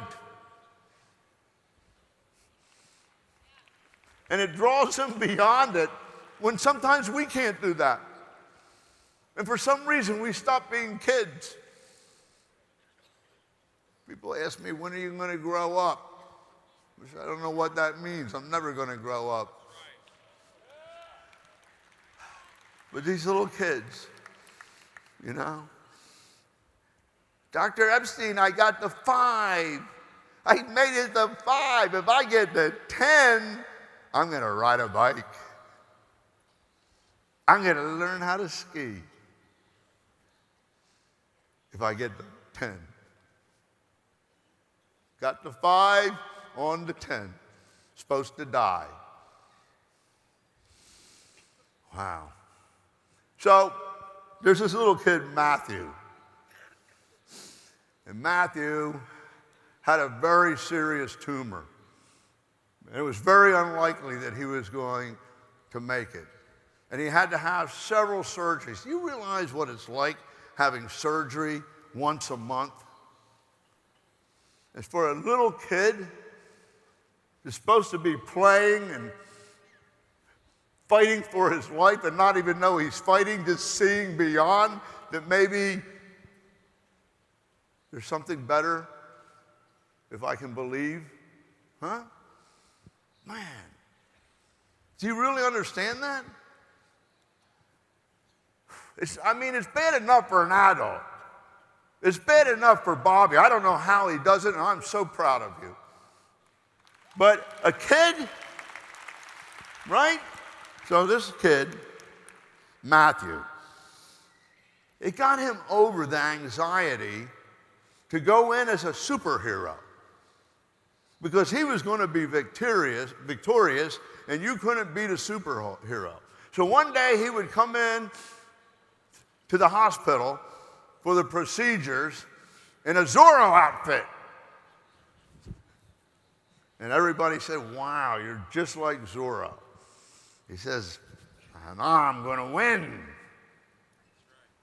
He survived that surgery.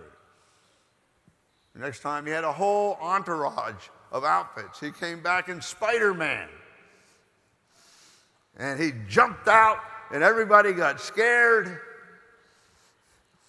Played along with him, and he was in the moment. His doc said, okay, Spider-Man, let's get those things out of you that are causing you a problem so that you can save the world. Yes, Doc, let's do it. He came out of that surgery. So he would have a special uniform. And when his mom didn't have it, didn't have the money to get this Batman outfit, the morning of the surgery, she went out and got it because he might not be there the next day. And he got healed, and he was so proud. And he pounced through the hospital, and everybody's saying, oh, Batman! Like, man, you're Batman. He got through that surgery. He's now 16. He's now, what do you call that? It's like a form of karate. Yeah, Kwando. And he is a champion. Became a champion.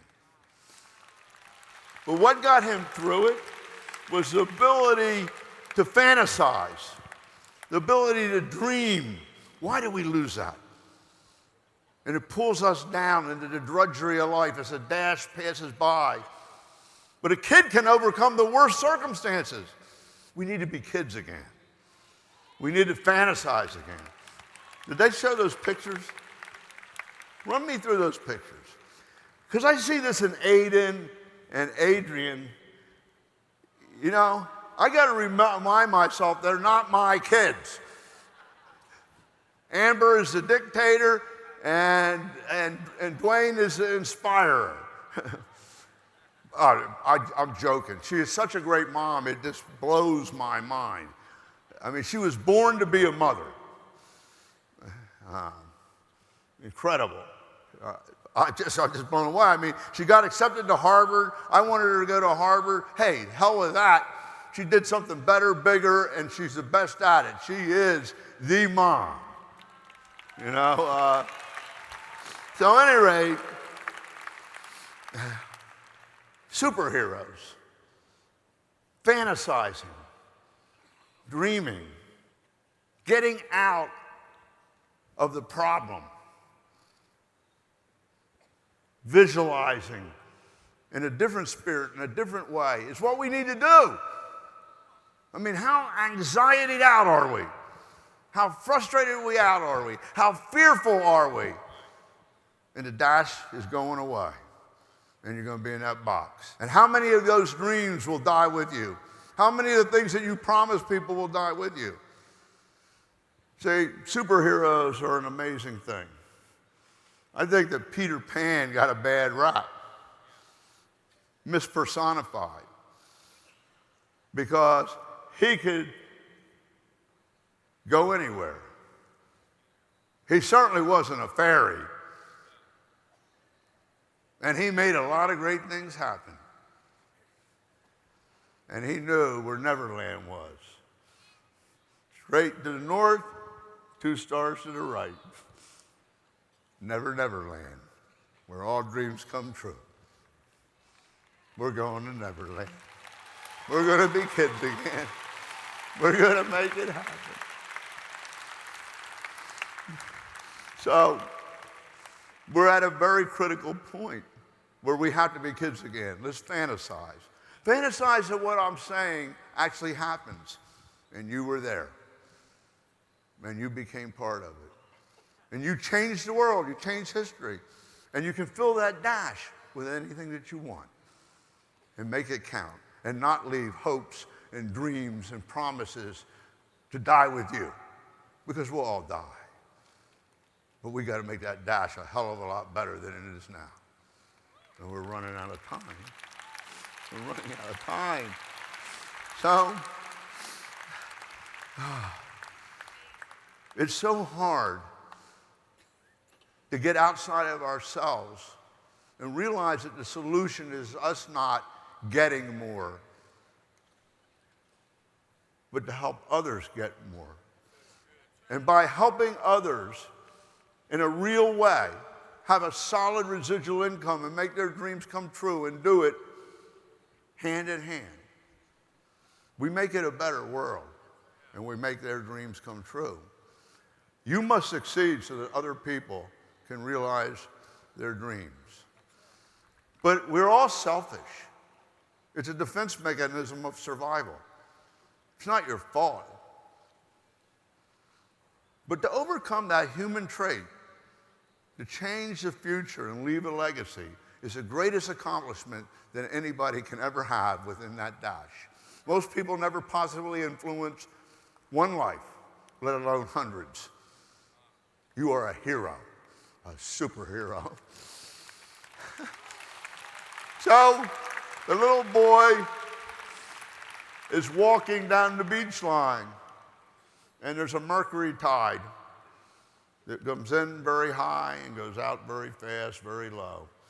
And the beach is covered with starfish. 10,000s of them. And he's walking down the beach feeling bad that these starfishes are going to suddenly have their life ended. And they did nothing wrong. Caught in a moment. And he says, I'm going to save them. I'm going to save them. But there's 10,000 of them. He didn't care. He didn't even think about that.